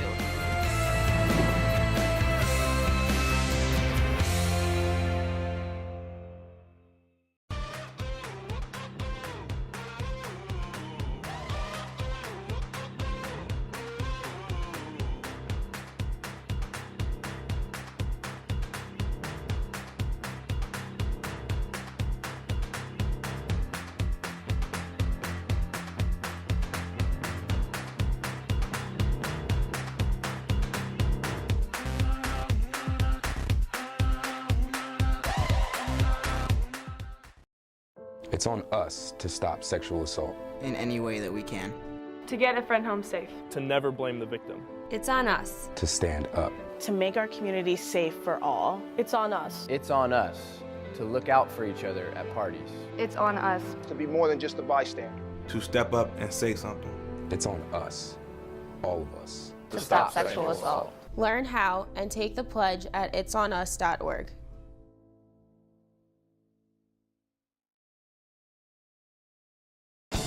These are your teams, your players, your community of fans. This is where they play, where they practice, where you cheer. At every meet, every event, every game. Your community is passionate, dedicated, supportive. You know the tension of a close game and the thrill of the win. So while you're cheering, keep an eye out for anything out of the ordinary. If you see something suspicious, say something to local authorities. I learned a lot of valuable lessons playing college football. I never thought about the health benefits of exercise until I actually started to talk to coaches in college. It's not only just for performance, it's for life. My coaches instilled the importance of well-being, not only building up strength, mental health, getting enough sleep, eating properly is all what it is to be healthy. I decided that I want to go into personal training and share my knowledge that I obtained in college about physical and mental well-being. For the love of the game, but for those of us who are Division III student athletes, it's more than that, a lot more. Sure, the game is important, but as we work so hard to build both mind and body, it's more about team. That is why NCAA Division III teamed up with Special Olympics, and in giving the gift of sport to those for whom it seemed an impossible dream, we are working to make this a better world. Help us keep that dream alive. You can make a difference. We've got more schools than Division I, more fans than Division II, and more upsets than March Madness. There's nearly 850 programs with over 11,000 games leading to 2 national championships. And we've been covering it all for over 2 decades. From Eastern to Occidental, from Puget Sound to Piedmont, from Southwestern to the University of New England, and from Hope to Calvin. Nobody covers Division III basketball like we do. We're D3Hoops.com at www.d3hoops.com. Welcome back to Hoopsville, everybody. As we continue to roll along on a Thursday afternoon, you've got questions for us. All the information at the bottom of your screen. If you're listening on the podcast, the easiest way to do this, email us, hoopsville@d3sports.com. If you want to follow us on social media, look up at D3Hoopsville. That's pretty much for everything. Twitter, Instagram, Threads, YouTube. The only exception is Facebook, but I'm pretty sure you'll find us anyway. Or just take the D3 off of there. You'll find us there. Well, simulcasting, thanks again, back on Facebook. Still don't know why we got dropped and they thought our stream was over. Of course, we're on YouTube as well, and we're on our Team One Sports app through Hudl Blue Frame as well. All right, switching back to men's basketball, talking to another Cardinals team down in Washington, D.C. Landmark Conference is being controlled, not surprisingly, by the Cardinals of Catholic University in men's basketball and women's basketball. I had their women's coach on earlier this season. Aaron Kelly, the graduate of Catholic, has got his team clicking along at that's not the right one. They were 22-4 last season. They are 16-2 this season, 10-1 in conference play, avenging the one loss in conference play to Susquehanna with a win at home against Susquehanna last night. Yeah, we knew the risk going in. We knew Frank Marcinek's team could do it twice, but we took the risk anyway. Joining us on the Hoopsville Hotline to talk about all of it is the head coach of the Cardinals of Catholic, Aaron Kelly, who I just saw last week. Good to see you, Coach. It's good to see you too, Dave. I appreciate you having me on. Well, I appreciate you coming on as well. Always get a good kick out of chatting with you. We'll have some fun with that in a little bit. But first and foremost, I want to talk about the season because, again, 2 losses on the year. Hood's snipped you 65-63. By the way, they've snipped a couple other teams this year, including in Widener. And then Susquehanna got you by 2 points back at the beginning of December. But since then, you guys have absolutely been rolling. And I am assuming that after the Susquehanna loss, January 24th got circled. Yeah, it did. It did. It's that has become a really healthy rivalry for us. They do such a good job, and I've actually learned a ton from just watching Frank evolve his team through a season. He does an amazing job of like tinkering and trying new things out. And his team always seems to be playing a little bit better as the season goes on. And they've done it again this year. They've changed their style of play, and they've played a few different ways, and they're playing really well. And they had beaten us, I don't know how many times in a row, but I don't know, 5 or 6. So yeah, we were excited for the game last night. It was good to get it. It was good to get the win. It was hard. It felt like a playoff game. But those are the games you like. That's what makes it fun. Yeah. You know what? God, we could dive down a rabbit hole about Frank Marcinek, couldn't we? Because I swear every time I see him, it's a different team. It's a different look. You hardly ever get a team that is out of it. You never get a team that's down in the dumps. You never get a team, even the teams you think aren't going to be playing well, they play well. He's always got a smile on his face. He's always positive about things. He loves to ride the refs, but in a playful way. They're one of the funner teams to watch, and sometimes I just get distracted watching him. They are, and I didn't realize this, but I kind of combing through the scouting report last night, and I'm looking at his guys. I'm like, man, they're really good. They're really well coached. It's going to be a really tough game. They're all sophomores. He's right. His team's young. He's got some freshmen playing. He's got a lot of sophomores playing. Like, man, this group is going to be really good for the next couple of years, for sure. That's the scary part for you guys, because this is a team that's not going away for a squad in yourself who is heavily upperclassmen. One graduate student, we'll talk about him in a bit, a whole mess of seniors, whole mess of juniors, not so many sophomores and freshmen. Obviously that, things will change and things will evolve, but you're in it for the now and next season, where Frank and his team looks like they've got it ready to go even further past that. So does that add pressure to getting it done now? Not really. Because I tell you, we got some freshmen and sophomores who are not playing, who can play. They're sitting behind some seniors who have done it before. But I'm confident a year from now or 2 years from now, when some of these guys get their crack, they're going to be ready to go. And they're going to compete, I think, with the best teams in the league. And but we got a group of upperclassmen right now who they were my first recruiting class when I got to Catholic. So they got a chance to play as freshmen, and they've just got a ton of experience. They've gone through a ton of adversity. So it's fun to just watch them get to play out this last year and see it going well for them right now. Let's talk about the team. We'll come back to the season and all that other stuff in a moment. You're led by Jesse Halfmeister, 16 points a game, 5.5 boards per contest. I think he's second on the team he's tied for third on the team in assists, or fourth on the team. Let's see, 41, 38, 31. Yeah, third on the team, tied with. That's personal fouls. What am I reading here? I'm fine. I'm totally cool here. Tied for third. It's still for assists. Has a lot of steals as well and a lot of blocks. But you also have Tommy Kelly, Enzo Secchi, and Sean Nalen. 12.7, 10.3, 8.7. Shoot, I got to mention Dan Buckley too, 8.1 as well, and Brian Herbert 7.8. That's a lot of options because, it starts with Halfmeister at 16.2, and I'll dive into that in a little bit. But you've got a lot of guys who are getting 7+ points per contest, and I saw it personally. It doesn't have to go through Halfmeister. That is what I've loved about this team.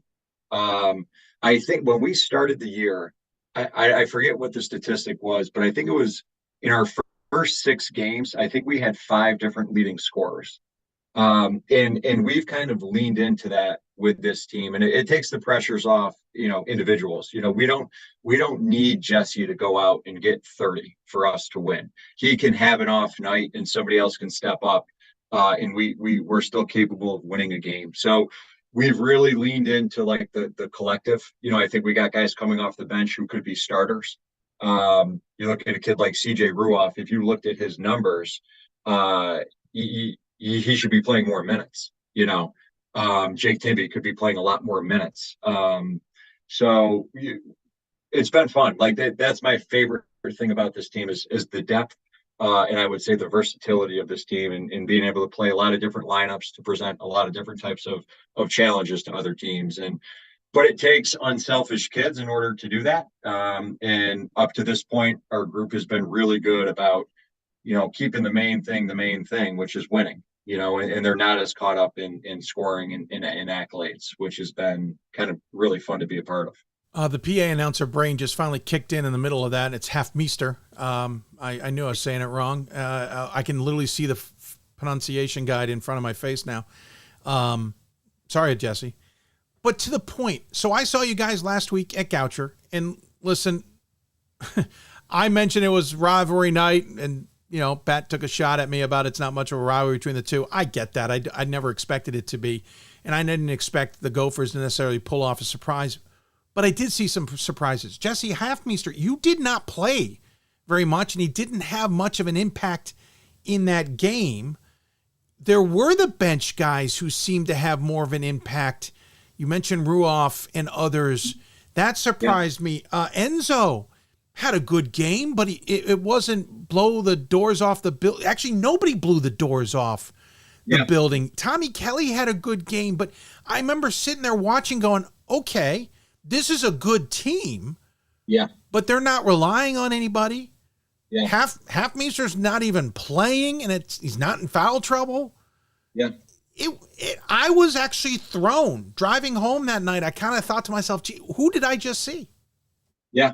Yeah, some of it is we've had a really good offensive year, but we're still driven defensively, and it's kind of the way that I approach the game is when I'm looking at a team, the first thought to cross my brain is not how are we going to score? It's like, how are we going to stop them?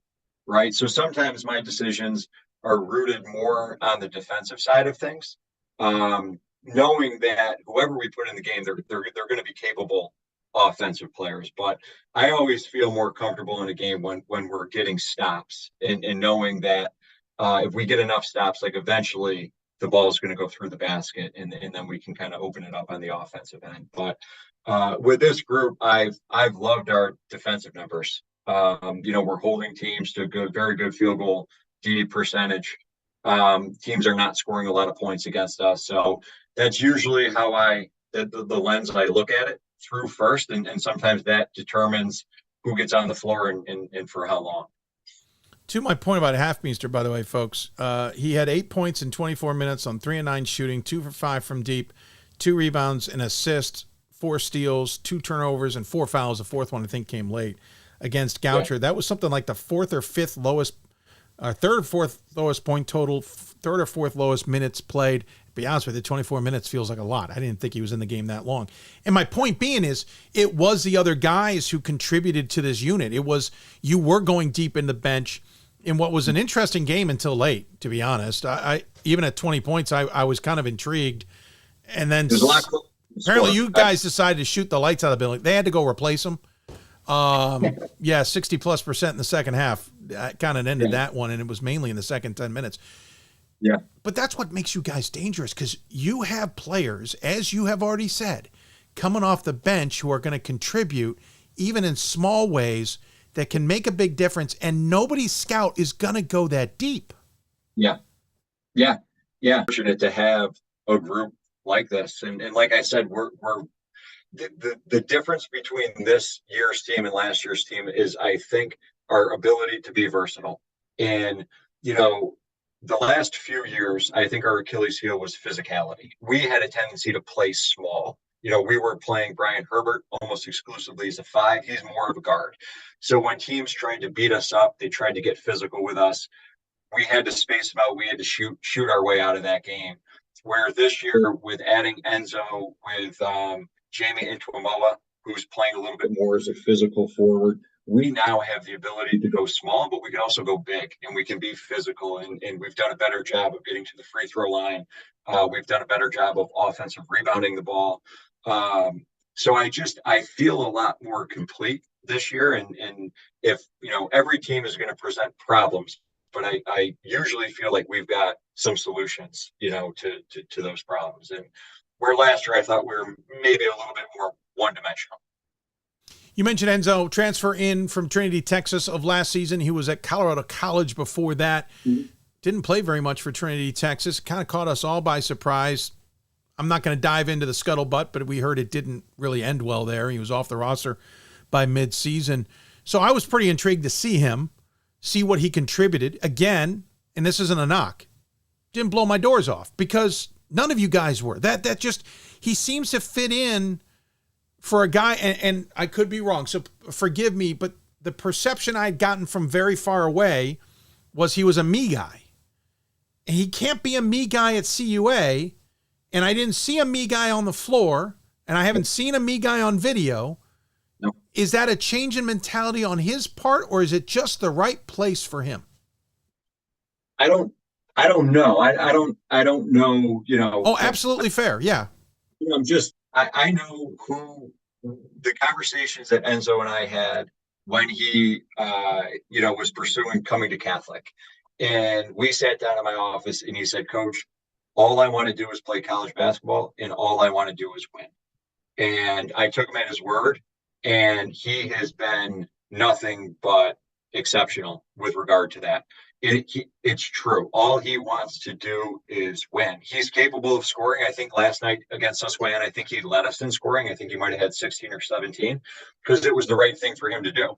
And then there have been other games where he is such a willing passer and such a good passer and such a high IQ guy that he has generated a ton of offense for us. And not always like showing up in the box score. They don't always show up as assists. But he's been incredibly selfless. And I do think that part of our early season, I felt like our offense was a little bit clunky. And one of the reasons it was is because I think that he was trying not to step on any toes. He wanted to blend in, and I'm trying to figure out what his offensive game is. And, I finally realized like what his skill set was. I started putting him in I think some better spots, and he's just kind of exploded late, and he had way more guard skills than I gave him credit for. He is a very comfortable 3-point shooter. He's comfortable handling the ball out on the perimeter. He's a very good passer. So when I kind of took the handcuffs off him a little bit, I think you saw a real offensive burst from him. But he is super competitive. He wants to win. He's all about the right stuff. He's been just a great fit with our guys. I appreciate the perspective because, again, a lot of us had questions. And yes, he fits in very well for you guys. Going back to the last couple of seasons, as you talked about, oh, by the way, yes, he led the team in scoring with 17 last night. You had 4 guys in double figures. Halfmeester had 15, Tommy Kelly with 12, and Sean Nealon with 11 with that win. You guys ended up shooting, hold on a sec, 10 for 11 from the free throw line, 3 of 13 from deep, and 31 for 67 at 46% from the floor. Again, I don't appreciate you deciding to shoot more than 60% at the Gopher Dome, okay? You don't need to show off. last couple of seasons, you talked about them. Last year, 22-4, 11-3, but you lost 3 of your last 4, including the championship game against Scranton, which pretty much that 3 out of 4 ended any postseason hopes you all had past that. Lost to Drew the previous season, again in the conference tournament. You had too many losses earlier in the season on a 17-7 campaign to get to the NCAA tournament. This is a program that's got a national title under its under its belt, as you fully know. Is there pressure to get back to the NCAA tournament? I mean, if you allow there to be pressure, then yes, there is. We would love to be in the NCAA tournament. That's a goal of our programs. So I think if you have lofty goals, there's going to be pressure. There's no denying it. We're in college athletics, so I think there's pressure on every team in the country. Whether it's to make their conference tournament, or the best teams want to win a national championship, or some teams just want to get to the tournament. Whatever your goals are, you're going to feel pressure. So yeah, there's pressure on us, and we openly talk about that quite a bit as a program, right? I think sometimes the worst thing a coach can say is like, "Hey guys, don't worry about it." Well, if they are worried about it, telling them not to worry about it doesn't help them, right? So if we're feeling pressure and we want to perform well in the conference tournament, or we want to get to the NCAA tournament, or whatever our goals are, we say, okay, how are we feeling? Right? Everybody talks about how they feel. Well, how do we manage these feelings? How do we put ourselves in a good spot so that we're performing at our best, knowing there's no guarantees. So is there pressure? Sure. Do I think we're very well equipped to deal with it? I do. In part because of the experiences that you just talked about. We lost in the conference tournament last year. 2 years ago, we played Drew, and we were up 19 with 4 minutes to go. And they went on a run, and it was like a 20-point run to end the game. And we were on SportsCenter. I remember that now. Yeah, we had to deal with all of that stuff, and instead of ignoring it, we've embraced it, and we've collected those experiences, and I think we're better off for it. And that's one thing we've talked a lot about this season is like, we want to be put in tough environments, because what we're looking to do is collect a lot of different types of experiences. And we had a playoff type environment last night against Susquehanna. There was a great crowd. It was loud. Susquehanna was really good. There was pressure on our guys to perform, and they performed pretty well. And after the game, we said, hey, whether we won or lost that game, that experience is good for us. That's what we're seeking and trying to replicate as much as we can. So yeah, there is pressure, but it's a good thing, I think. No, I get it, and I appreciate that insight and understanding that. I think some would probably say, "Oh no, there's no pressure," because they're trying to downplay it and pretend it's not there. Yeah, no, it's there. May not be healthy, Yeah. Listen, the rest of the conference ain't going to be easy because you're going to be on the road most of it. You only have 3 games at home: Moravian, Drew, and Goucher. Moravian's the next game coming up on Saturday. Drew will be on the 10th of February. The 14th will be against the Gophers. You got Elizabethtown, Scranton, Juniata, and Lyco on the road in that stretch. Granted, no Swarthmore, but when you look at the conference, which is much different this year, as we've talked about, Lyco and Wilkes are in the conference. Scranton not playing like we normally have. They're sitting at the bottom at 2-9 in conference play, 4-14 overall. You've got the Susquehanna team playing well. You got a Drew team playing well, but it's not with Daryl Keckler, who's in his second season at Moravian. This is kind of a jumbled up landmark conference a little bit. Has it been a little bit different? Obviously, it's been different this year, but but even the common ones are different. Has it been just something of an adjustment this year? It feels different. It definitely feels different. It's definitely been we play 18 league games now, and last year we played 14. So we jumped into league play a lot faster. So it feels like you've been in league play for a really long time. We had never played Lyco before. We had never played Wilkes before. We just went on the road and played up at Wilkes, and it was like, there's another one. It felt like a playoff game. They're really good. They're really well coached. So the travel is different. The amount of league games is different. Goucher feels different. Like what Coach Klingman's doing at Goucher already, you can feel it. I think the league this year, I feel like, has more depth to it. I feel like the teams in the middle of the league are talented, and they can get you. So it's been fun, but it's challenging, and every time you play a game, somebody's going to present a challenge. That's gonna keep you up at night, until you get a chance to tip it up. Reminder: Klingman was your associate head coach for a number of years before he left and took the Gopher job. You're the one who made the error in letting him go. But you seem to have a smile on your face about it. I know it's early, but 6 non-conference games. Is it too many conference games? Do we need to look at an ODAC model here for to give you guys a little bit more non-conference action? Like it, yeah. I mean, it's tough to do in this conference with travel, though. Yeah, I mean, I think that if we had a little bit more freedom to schedule non-conference games, schools would be able to, kind of seek out their goals a little bit easier, right? So you may have a program where, hey, I'm just getting there and we're not ready to play a really competitive schedule, and you want to try to collect some wins and you want to schedule a little bit softer in your non-conference to give your guys some confidence and some experience. Yeah, having more non-conference games allows you to do that. If you have a team that thinks like, hey, we could be an at-large team, right? Like, we want to schedule is different, right? You have more opportunity to go schedule different. You can schedule difficult. You can go schedule out of region games, and you can try to collect regionally ranked games, which is a big deal for the NCAA selection. So I think, I know the Centennial did it. I would imagine we would look into it. Yeah, Centennial will go to it. They're not doing it. Not this year. It's next year. Yep. Yeah. So, but Aaron, the travel in this conference is kind of a sticking point. Going back a few years, where you travel to the furthest opponent on Saturdays, you travel to the nearest opponent on Wednesdays. By the way, I don't like it. I think your rivals should be on a Saturday, not a freaking Wednesday. And you should play some games and mix it up so everybody doesn't get used to the same schedule and all. But if you go to an unbalanced schedule like the ODAC, you're going to start having to put maybe some more difficult trips into the middle of the week. Potentially. I feel like our conference travel is challenging. Yeah, I don't know. I mean, you're at the furthest southern part, so yeah. I mean, that's the perspective, right? Yeah. I guess I look at it kind of from a selfish perspective. We're in DC, and there's every trip's long except for one.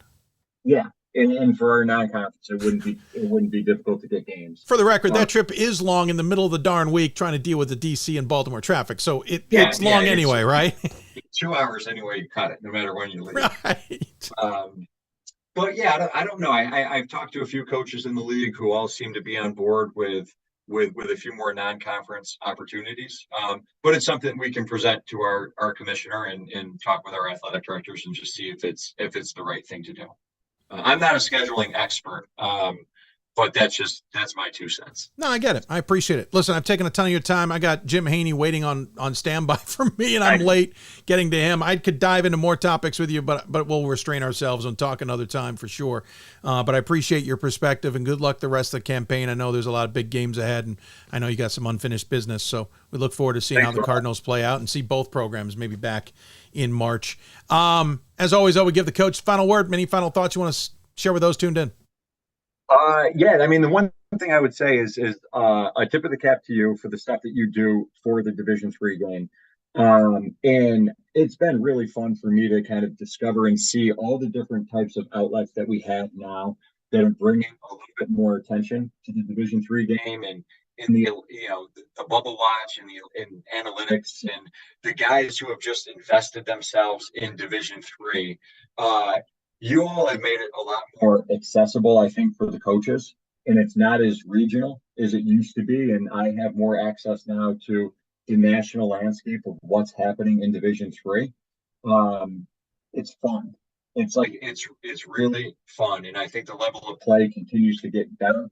The coverage continues to get better, and for my money, I think Division III, high level Division III basketball is just about the sweet spot in college athletics at the moment, with what's going on in college basketball. So it's been fun for me to follow, you guys, and appreciate the coverage that you guys are giving all these programs. All of that well said about everything else that's come together. I agree with you. It's certainly a lot more fun now. It's been a lot of fun, but it keeps getting more fun.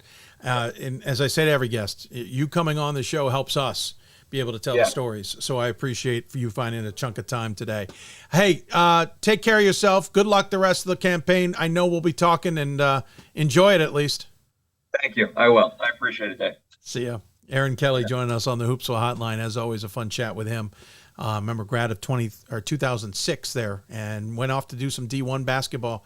Came back from being an assistant at George Mason. We'll take a break. When we come back, we'll talk officiating with Jim Haney. We will talk in National Officials Week. We'll talk about how men's basketball officiating is going in the division. You're listening to Hoops Hope, presented by D3Hoops.com. Back with more after this. The National Association of Basketball Coaches is the nation's premier professional development and advocacy organization for basketball coaches at every level. The NABC strives to serve as the voice for coaches on national issues while advancing the core value of leadership, service, advocacy, education, and inclusion. To learn more about the NABC and to become a member, visit NABC.com and follow the NABC on social media at NABC 1927. That's NABC.com or NABC 1927 on social media.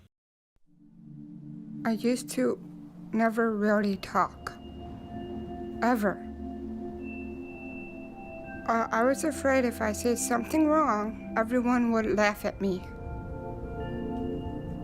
But then I started to play golf with Special Olympics.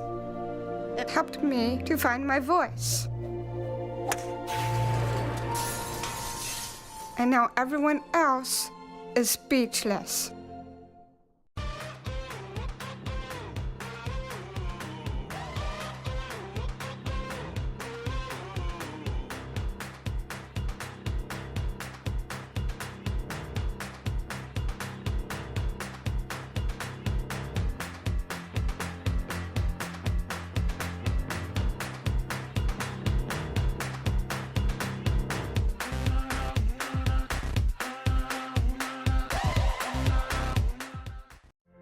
Football has taught me a lot throughout my life.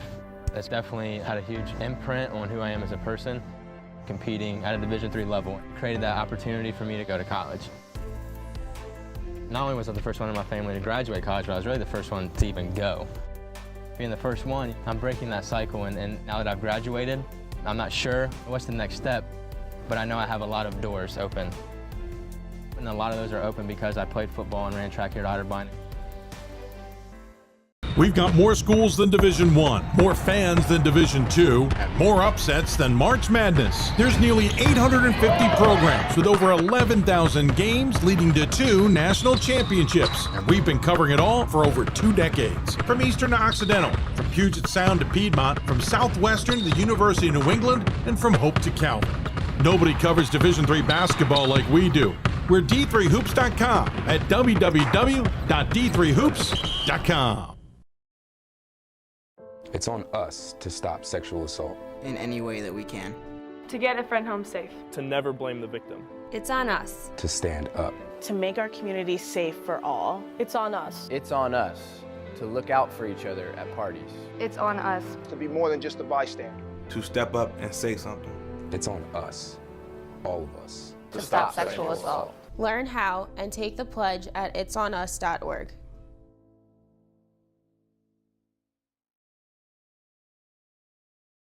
If I lose, I'll respond with respect. If I win, I'll back it up with humility. If I fail, I'll rise up with honor. It's tough for us to put it all on the line. Don't undo my hard work with poor sportsmanship. Respect. It's the name of the game. Coach of the Year, Administrator of the Year, All-America Team, Wade Trophy. The WBCA doesn't just honor coaches, but players, administrators, and much more. The WBCA strives to honor those who have contributed to the advancement of women's basketball. Celebrate the present, honor the past, look to the future.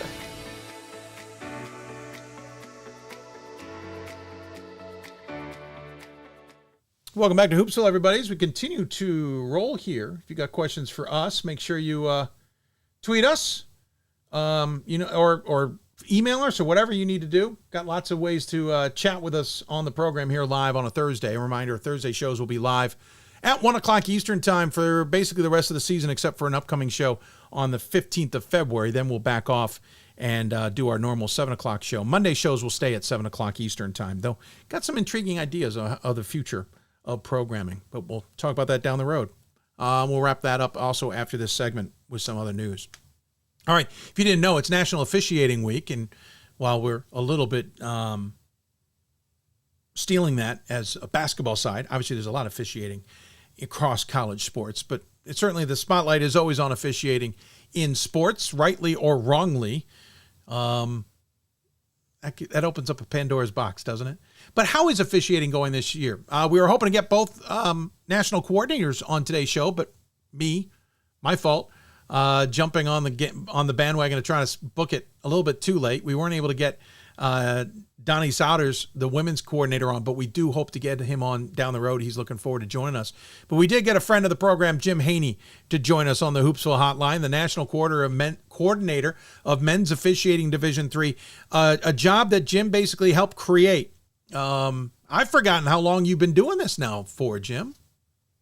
Year 7. Wow, it's been 7 years. What? Yes, 7 years. Wow, lost track of time there. That is insane. I had it at 4, but there you go. Hey, listen, from your perspective, I know you had a lot of lofty goals at the start of this campaign at 7 years. Are we there? Or have you been able to get some of those accomplished, or is some still falling short? Well, that's a loaded question. Yes, it is. We're never going to get to where you and I want it. Fair. But to say that we haven't had success would be wrong, because we have been successful. There has been some initiatives and some changes for the good. The NABC and I have all started to pull the rope in the same direction, trying to make our game better. That had never happened before in college basketball. But we have opened up that channel, and it's been terrific, the communication between the two organizations. And the officiating has gotten better. The communication to coaches has gotten better. The accountability's gotten better. It's never going to be the same all over in the 10 regions. Are you going to say that Wisconsin and New England and Maryland are all going to referee the game the same? No, you know that, and I know that. That's why you put that silly smile on your face. Yes, it is. Because you're just waiting for me to say something like that. Well, it's going to be the same, and you're going to jump right in on that. But Dave, I think we're better off than we were 7 years ago. And I hope in 3 years, when we get to the joint championship in Indianapolis, that we've even made more strides. No, I absolutely agree. Listen, having it universal across the board, I think it always fits under the category of it's a great ideal. It is not with human factors going to be achievable to the zenith, like to hit that perfect mark. We don't see it in Division I, which has a better chance of pulling it off. We don't see it in the NBA, even though I barely watch. We don't see it in other sports because there is a human factor to it. I had a game last night with two pretty good referees and one I would call average, and I think they got caught in a weird game and had some tough calls that weren't maybe right. That's not a knock on them. It's just that they were human in a weird game. And I think highly of two of those guys. They're going to probably go out and bang it out and have a great game the next time they're out there because it's just a different factor. That's the other thing here. But how hard is it? Was it as hard as you expected, I guess is a better way of saying it, to get the ship turned? Because I remember when we talked about this early on about getting it a little bit more universal, that there were a lot of people like, give me a break. That's not how we officiate here. Was it hard to get the ship turned a little bit at least to say, well, no, you need to at least be within a certain scope that everyone's trying to be in? Well, of course, you're always going to get pushback a little bit. But we have 26 supervisors right now that are working for us. And after 7 years, they know the program. They know how the setup goes. And they know what's required of them for their conference to get people into our NCAA tournament. So they know I'm watching games, and I watch games all over the country. And again, UW Whitewater last night, walked into the locker room and 3 guys looked at me and said, "What in the hell are you doing here?" Which is the normal reaction when I walk in anymore, because you never know where I'm going to walk into the locker room. But yet they refereed great in a very difficult WIAC game, which was a little different than a Freedom Conference game in our area. I absolutely agree. They did terrific. I mean, it's just played a little bit differently, and that's okay. That's okay. I get it. But what I really want is I want us to keep pulling the rope the same direction. That's all I want us to do. Just keep trying to make little changes, and don't make the major change. It's not going to happen. You know it. I know it. But let's tweak it every year a little bit more and see where we can get it to in 3 years, which will be my 10th year. Yeah, no, I completely agree. And by the way, there were guys out in Vegas this year who both like, hey, is the coordinator here this year? Because, man, he surprised the heck out of us a few years back when he showed up. And I sat there laughing because I knew, A, you might be back out at some point, and B, I know some of those conversations weren't so great. To that point, you talk about tweaking. We're always tweaking the rules. We're always tweaking the rules. And I say I'm not involved in this. The coaches and the NCAA are always trying to tweak the rules, and it obviously driven by D1 a lot. But you get conversations like, what is an offensive charge now? What is a defensive block? I feel pretty confident in how I understand the rule, but that doesn't mean even every year I get a little confused by it. How hard is that on the officials when they've been doing it a certain way and now they're tweaked, or they got used to the tweak and it's been retweaked again? We all have to adapt. I mean, we have to, when you're in this position as an official, you're driven by the guidelines of the rules and the champs committee and whatever the rules committee puts out. And then we're trying to figure out how it best works for everybody. And Division III is no different than anybody else. Remember, we have a different group. We have a group coming in, transitioning from high school into college every year, say 10 or 15, 20% of the staffs. So their transition already is hard. So they're not used to any tweaks or whatever. They're coming in just for the rules that as it is. It's the older generation, I'll say, that sometimes the tweaks, it's hard for them to adapt to. And we revert back sometimes to our old ways, and that's okay. That's okay, because they deserve that. They've worked so many games, and they have so much credibility with the coaches and the athletic directors and their fellow officials. It's okay, and I get it. I'm not reinventing the wheel just because they don't call a block charge play the way I want it or stand in where I want them to stand. The object is we do the best we can for an hour and a half, and we see what happens. Well, and back to the previous conversation about accountability, they've also gotten used to the fact, and the new ones are just automatically in tune with what it is, that you're going to get feedback at the national level. You're going to get feedback from your assigner. You're going to get information with video attached, most likely, to say, hey, maybe you didn't call this right, or I want your opinion on this. And that cooperation now exists that didn't exist prior to you coming on board. That's correct. And that's the big change, is feedback and accountability. Every supervisor is on board with giving feedback to every official. And that's all anybody wants. Tell me how I'm doing so I can get better, or what I have to fix. And that's why these guys all over the country are so appreciative. Maybe not when I initially walk into the locker room and they look at me and say, oh shit, here we go. But after the game, the conversations we have after the game are not only going to better them, but they're going to spread it throughout their staff in every locker room they go in, and it's going to make the staff better too. And by me working with the supervisor and me working with the officials, the communication's so much better, Dave, so much better. I am so happy where it's at, and now I'm going to keep trying to make it better. quickly back to the charge block rule.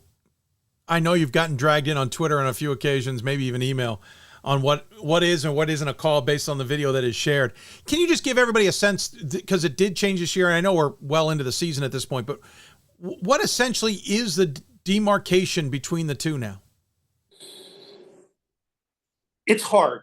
It's hard. The 50-50 call is now, there are some obvious block charge plays when, I mean, even you and I would get them, right, sitting on row 17, where somebody gets run over and is standing there and it's a one-on-one play.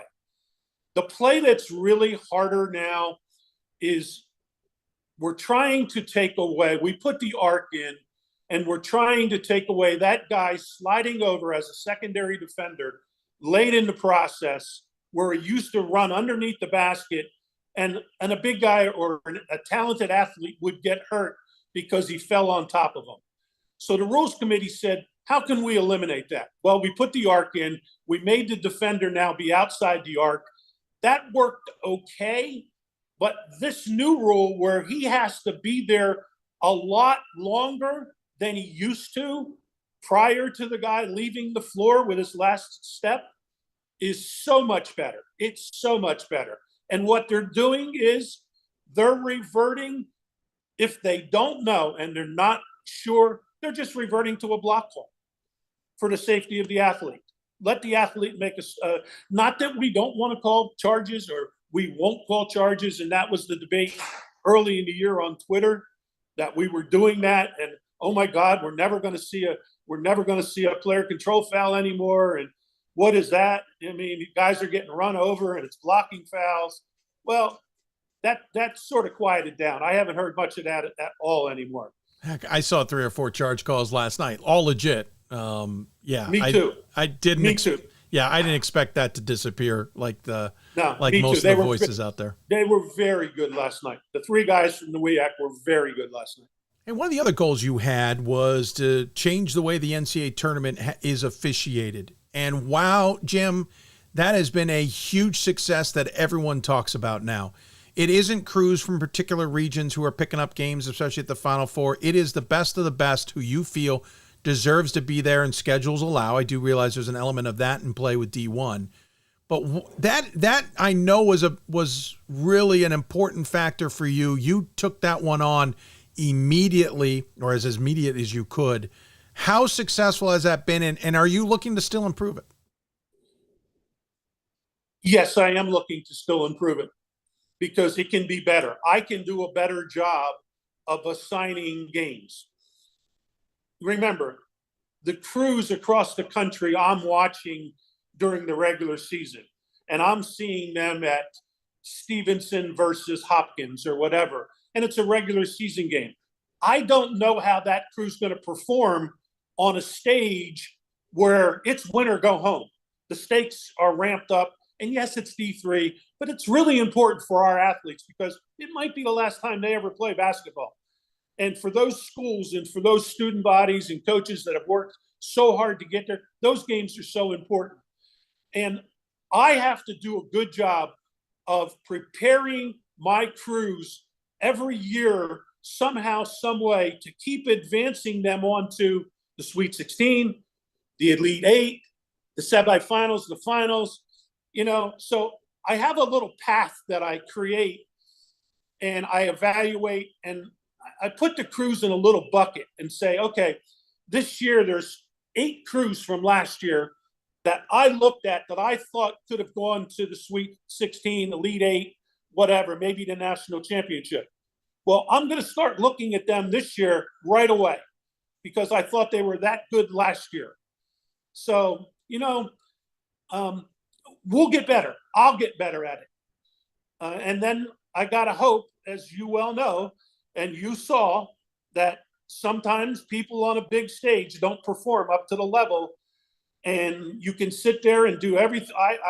You know as well as I did, I was cringing last year a little bit, and I won't go into details, but there was one game that we all watched and it wasn't very good, and there was nothing I can do about it. Well, and it goes back to what we said at the beginning. There's a human factor involved in this still that you're never going to eliminate. Agree. Agree. But I will say this, again, with the help of the NABC and with some evaluation programs in place across the country during the regular season, and with me providing feedback, we are starting to get a better pool of officials throughout the country, where in the past, before I started, that wasn't true. And you know that from going to watch games in Salem. Absolutely. Hey, you had a tweet around Christmas that I kind of cringed a little myself about. You were talking about away tournaments, which I totally understand. So you go down to Florida. There's no Division III teams down there. The officiating crew is not going to be familiar with Division III. You go to Puerto Rico. I don't know where they're getting their officiating crews from. There are some important games that are in play. Vegas, those are SCIAC officials for the most part. They're part of a conglomerate that does the SCIAC. Some of them do SCIAC, some of them don't. But to your point in that tweet about, making sure you know who the officials are, you've got some big games. I got two questions on it. The first is, how can we get an event like Vegas, the D3Hoops.com Classic, get the officiating in that you feel it deserves, and then to expand on that, how would we do that in Florida and elsewhere? Some of those I know we can't do. But let's start with the Vegas one. Can we do something that you think would help the officiating be at a level that you think it deserves to be? This is a conversation that you and I need to sit with Pat over lunch someday before going to Stevenson or someplace, or a game that you're doing in your area, and we can make that tournament elite. And I have a couple of ideas that we can put into place that would help you immensely.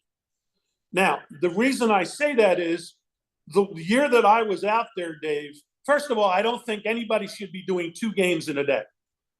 And that's currently happening. I felt bad. Fair. For Yeah, Case I understand Western. what you're saying. I felt bad for Case Western and Oswego, which was 2 nationally ranked teams, that they had 2 guys that day do a second game, and that was their second game. Hey, look, games are hard. I don't care where they're at. They're hard. And when you get to be a certain age, it's hard. It's not AAU no more. It's these teams need, that's a huge game on the schedule for those 2 teams. And it could come into play on that Sunday in February. And that's all I'm worried about. And a couple of things happened in Puerto Rico to some teams with coaches calling me that cost teams games because of the officiating. I have ideas. It's for me, you, and Pat over lunch, which maybe even I'll buy on my limited budget, depending upon how much you guys are going to eat. Well, it depends how many flights you want to take this year. Yeah, but we can make that tournament elite. We can take the quality of officiating up to a really high level, and then you can use that to draw more national attention and more nationally ranked teams, similar to the Great Lakes Invitational, which had so many good games.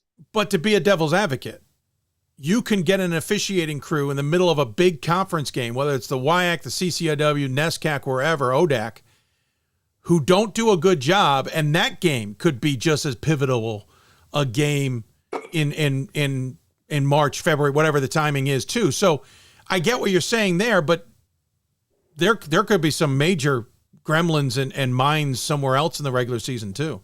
No question. No question. Every game's important. No question. But we're not, these teams are coming out to play the best teams, and you're setting up games terrifically for them to play teams from out of the regions. And you have regional, look at what our non-conference schedule was in November this year. Oh my God. Randolph-Macon had 3 losses. Christopher Newport had 3 losses. There were teams just knocking heads against each other. The top 60 teams in the country are all playing each other. It's terrific. Oh, it is. Are you kidding me? It's terrific. The product that we're putting on the floor is great. And now I've got to get the regular season up to the level that it belongs at. And I've got to get the non-conference tournaments, the officiating, up to the level that belongs at.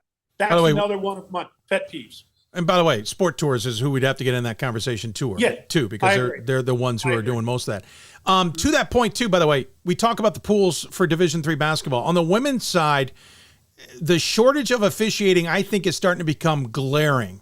And now I'm seeing it in person in my micro area of my region, but it feels like it's happening on a macro level as well. We don't have enough experienced officials, and we're getting some really rough officiating at the women's level. I don't feel like I'm seeing it yet on the men's side, but I also know we have an official shortage thanks to a lot of dumb people who treat officiating officials like they can yell and scream and whatever and push them out of the game.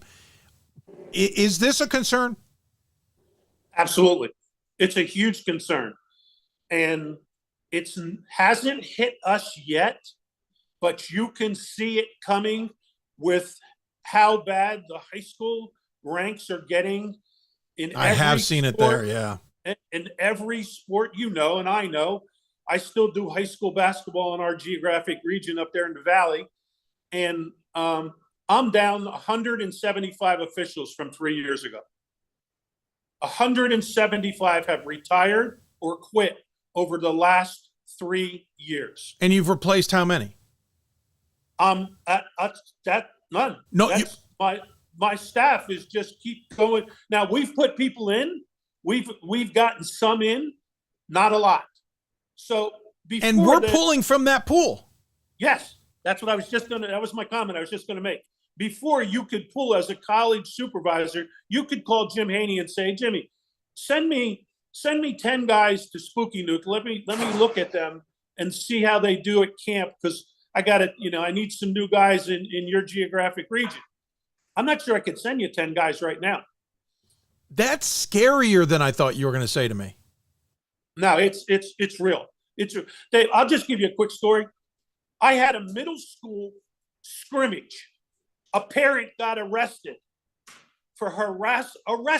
in a scrimmage where the coaches are out on the floor telling Susie and Joe and whoever to run this play and then stopping it and running it. Right, exactly. It means nothing. Got arrested for going after the officials.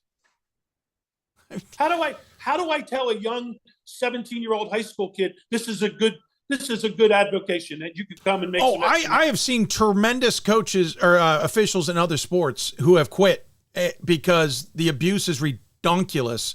I've been at games where I wanted to go knock heads of people, and I've even used where they can hear me as a broadcaster. I've made a point of turning, going, well, they're dead wrong, complaining about it. I know they're not listening to me, but it's gotten to that point. It's bad. I agree. And I don't have a solution for it. I don't. I'm really good. I'm not that good. Yeah, I hear you. Man, that is scary to hear. Just in that region, down 175. By the way, a positive of this is last year we got a kick out of the fact, and I'm saying that a little tongue in cheek, that we had some female officials enter, Kara Hunter being one that I've gotten to know in this region. Crystal, I'm forgetting Crystal's last name off the top of my head. Hogan. I know. Crystal Hogan. Thank you very much. I knew it was one of those I should remember.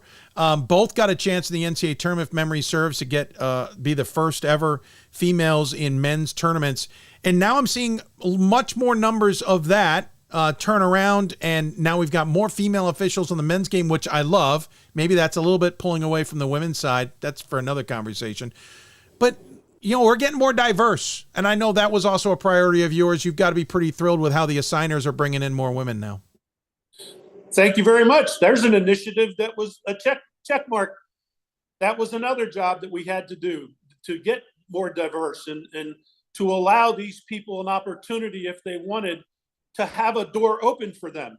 And Kara Hunter and Crystal Hogan broke the door down now. That's no longer an issue. Now it's, if you're a referee, you're a referee. If you want to referee Division III men's basketball, you can come on over and try out, because every supervisor is on board, as I am, with giving people chances. And Kara Hunter was terrific at Randolph-Macon, and Crystal Hogan was terrific at Wheaton that same night. Their reviews were unbelievable. And and that was, they honestly probably could have advanced into the tournament. They honestly had a chance to advance. although Kara didn't have any availability, and I'm not sure if Crystal did or not, but they would have been in the pool probably for consideration for the second weekend. Well, I'll get a little hint. We're trying to work on getting Crystal and Kara on this show. It would be great to talk to them to get their perspective on that somewhere down the road.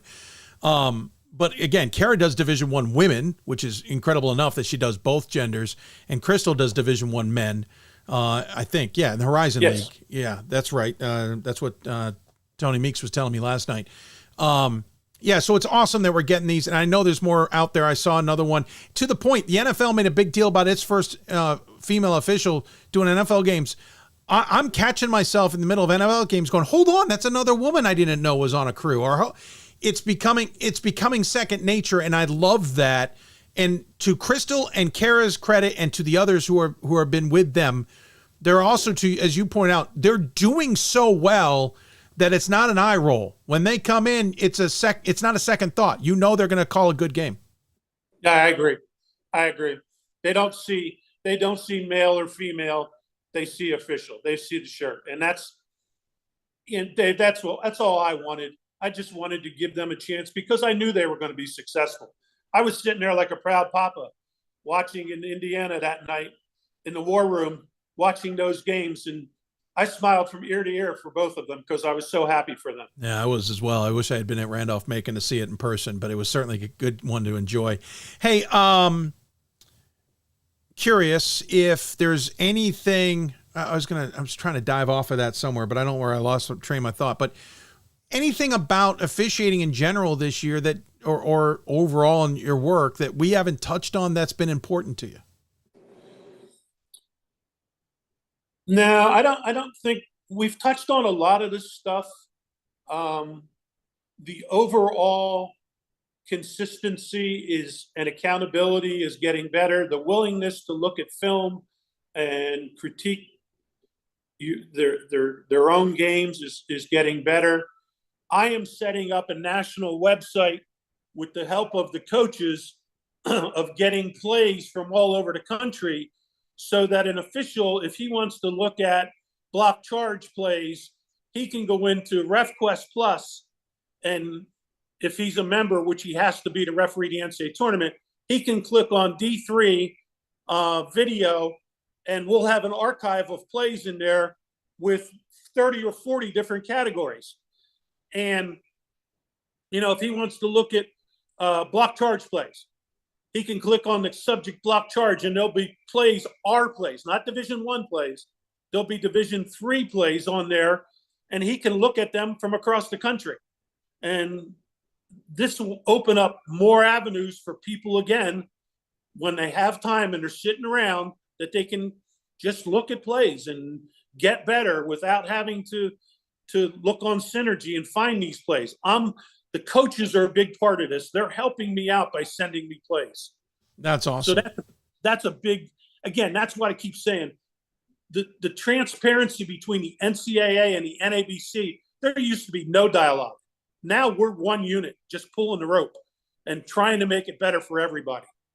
And we've been wanting that in a lot of ways. And I'm glad, not just officiating, but I'm glad to hear it's working as well as it is. And I know you've been happy about it, because when you and I converse, I get the sense and the different tone from you and the way our conversations go that things have improved in that way. And again, we can't get to perfection. I don't think you can with human nature, but it's great to hear that things are going in the right direction. And again, National Officiating Week, Jim, tip of the hat to you, to all your assigners, to every single official out there, whether we loathe them or not on a call that we see in front of us, or we shake our heads, or we applaud, whatever the case may be.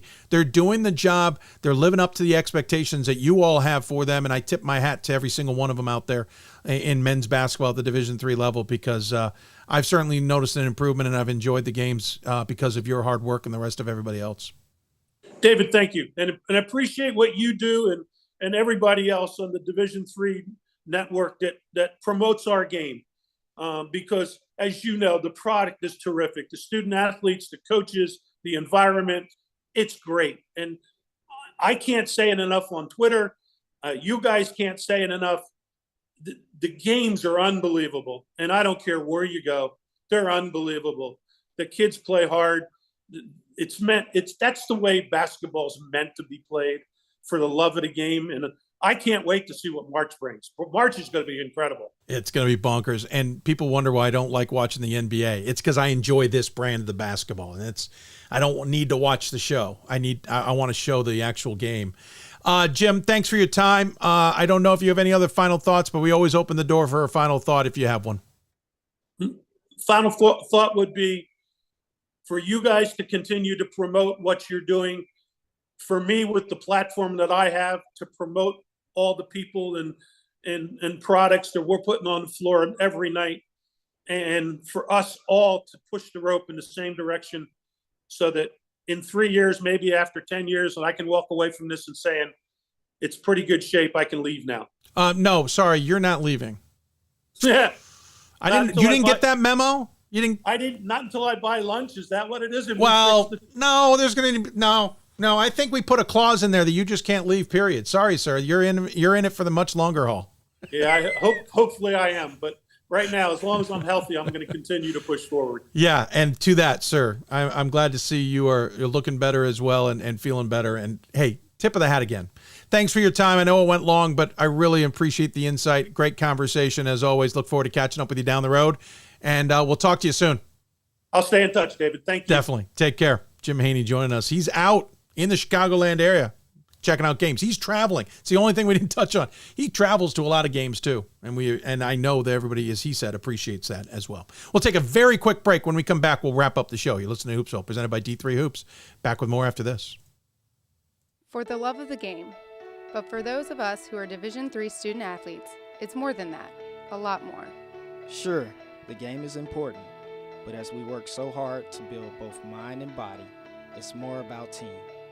That is why NCAA Division III teamed up with Special Olympics, and in giving the gift of sport to those for whom it seemed an impossible dream, we are working to make this a better world.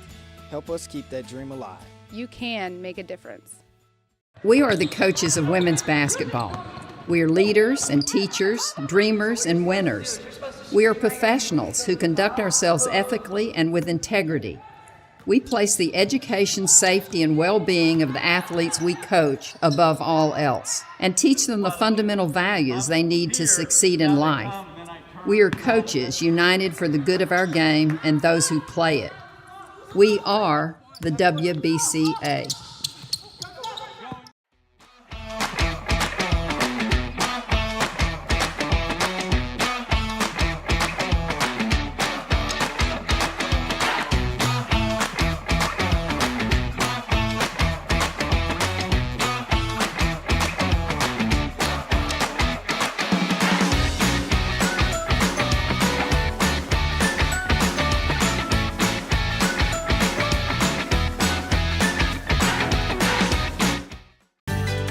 Welcome back to Hoops, everybody. As we wrap up a show that has gone a little bit long here. Appreciate you all tuning in.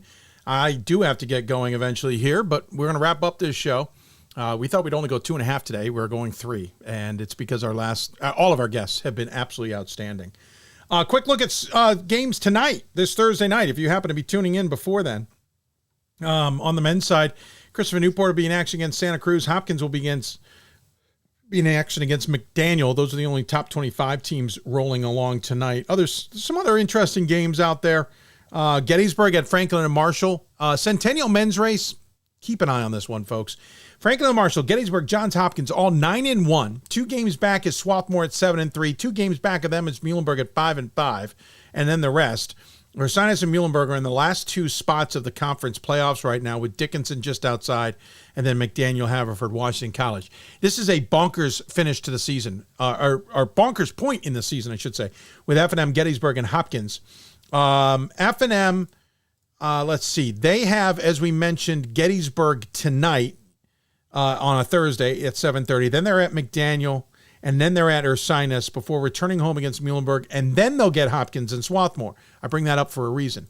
Hopkins, in the meantime, is home against McDaniel, then at Ursinus, then they get Gettysburg before then on the road next Wednesday before playing Dickinson at home, and then F&M. Flip that with Gettysburg. Gettysburg is entering the gauntlet. If they want to stay in this race, and they have really gotten better, they are at Franklin and Marshall tonight. They are home against Swarthmore Saturday. They are home against Hopkins on Wednesday. For Gettysburg, the season is this next 3 games. All of them are 9-1 in conference play. After this grouping, Gettysburg doesn't play anybody at the top of the conference the rest of the season. So while F&M and Hopkins have Gettysburg in this mix and a couple other challenges, their big top of the conference games are not for another week or two. Gettysburg, it's now. So the race in the Centennial could end up being twisted around this week with Gettysburg playing F&M, Swarthmore, and Hopkins. Obviously, Swarthmore trying to stay in the race. Gettysburg trying to stay up top against a really good Hopkins team. And the one team that Gettysburg lost to in F&M, they lost to them at home. So now they got to beat the Diplomats on the road. Yes, I call a lot of Centennial Conference games, so I see this a little bit more up close. But I'm telling you, folks, this is worth watching in the next week. Thursday, Saturday, Wednesday for Gettysburg alone, plus the other games that are taking place. This is worth watching. I've been circling this for weeks. It is going to be worth it. That's coming up starting tonight. On the women's side, by the way, Johns Hopkins is hosting McDaniel, so it's a doubleheader there. ASC action, Mary Hardin Baylor is at East Texas Baptist, and Hardin Simmons is at Sul Ross. That's all on the women's side. And this weekend, we got a bunch of great games, including in the UAA, obviously, in men's and women's basketball, starting tomorrow, a Friday. Case Western in the men's basketball is at Chicago. This is just top 25, so I'm mentioning UAA, but I'm also mentioning others. Hamilton's at Trinity, Connecticut. Trinity, Texas is at Austin. Rochester is at NYU. Emory is at Brandeis. Carnegie Mellon is at Wash U. By the way, a Rochester team that a couple weeks ago some guys were talking highly about have lost 3 straight and 4 of 6, but they could rear their ugly head against NYU on the road. Emory has to play at Brandeis. That's that tough trip. By the way, this gets flipped next week. This is where they flip it in the UAA. So these 4 teams, all the 4 teams in the UAA, will play each other next week in the opposite places. So Case Western's playing at Chicago this week. They will play Chicago at home next week. And there's other great games that'll be played tomorrow night, especially in NESCAC play and elsewhere. And there's some great games that'll be on the women's side as well. Rochester's at NYU. As we mentioned, Emory's at Brandeis. Connecticut College is at Bowdoin. This is women's basketball. Whitman at Willamette. That's going to be a huge game. Bates is at Middlebury. So that's just Friday. We haven't even gotten into Saturday. So, hey, a lot of good basketball. Watch it online. Go to a gym. Check it out there if you have to as well. It's going to be worth your time, as you should know. Scheduling reminders. For every Thursday show, except for February 15th, we'll be on at 1 o'clock Eastern. February 15th, we'll be on at 7. That is the Top 16 show. More information on that coming up. In the next less than 24 hours, 18 hours, we will decide whether we'll do a mini marathon next Friday. I'll be honest with you. I may just wave the flag and go, I just can't do it. I've got too much going on. I can't kill myself. And we'll have to skip the marathon for this year. I hate saying that, but that is where we are on the fence in terms of that. Let's see. There was something else. There is a Monday show coming up in later February that we may have to move to Tuesday due to travel for me. I'm traveling from Arizona, and I may not be able to get back in time to do a show on that particular day. Jim Haney mentioned all the other programs that are out there. Obviously, there's a lot of guys out there doing shows now, which is awesome. We will start bringing our top 25 guys back in next week. I wanted to just take a bit of a break to reset things. Didn't have a ton to talk about. We'll get them back on future shows here in the near future. And one of the ideas I've also got is we may do a one-off show, just starting to look at where things stand in terms of regional rankings and what teams have ahead of them. Also, we have a State of D3 that we'll be working on in the near future, and we talked about the officiating. So there's a bunch of stuff we got coming up that if we don't do the marathon, we will have some other content to add to the mix. We'll be on the air Monday, 7 o'clock Eastern time. We'll change up the regions as we have. You've probably gotten used to how we do that. But 7 o'clock next Monday, we'll be on the air. Looking forward to getting our guests booked for that one. Again, if you've got a chance to go to a Division III game, watch it online, whatever the case may be, do a bunch of them, whatever. For the vast majority of Division III, it is free to watch them online, and it is worth watching those games online. And support the student athletes and everybody else out there who's doing it. Because, listen, this is we're We're turning into the best part of the season for starters, but these student athletes are better and better every year, and it's been a thrill to watch. That's going to do it. Let's talk about our guests. I want to thank once again everybody who appeared on the show. Obviously in order, Jeff Gard from Wisconsin Platteville, Sherry Hara from Baldwin Wallace, Melissa Cabrera, Cabrera, I said that right, I believe, from St. John Fisher, Aaron Kelly from Catholic, and of course Jim Haney from the Division III Men's Basketball National Coordinator for Officials. I want to thank all the sports information departments as well for their hard work in helping us get these segments put together. Jeff and John and Lindsay and others, I really appreciate all the assistance you gave us. Also want to thank our support from D3 Hoops and D3 Photography as well. We're going to sign off for now. We'll be back on the air on Monday, 7 o'clock Eastern time with another Hoopsville. Thank you for tuning in. Hope you enjoyed it. If you get guest ideas, you're welcome to email us, hoopsville@d3sports.com, or get a hold of us on social media. Just look up D3 Hoopsville on Twitter, Instagram, Threads, and YouTube, or on Facebook at just Hoopsville. Send us a message, send us an email, send us whatever you need to do.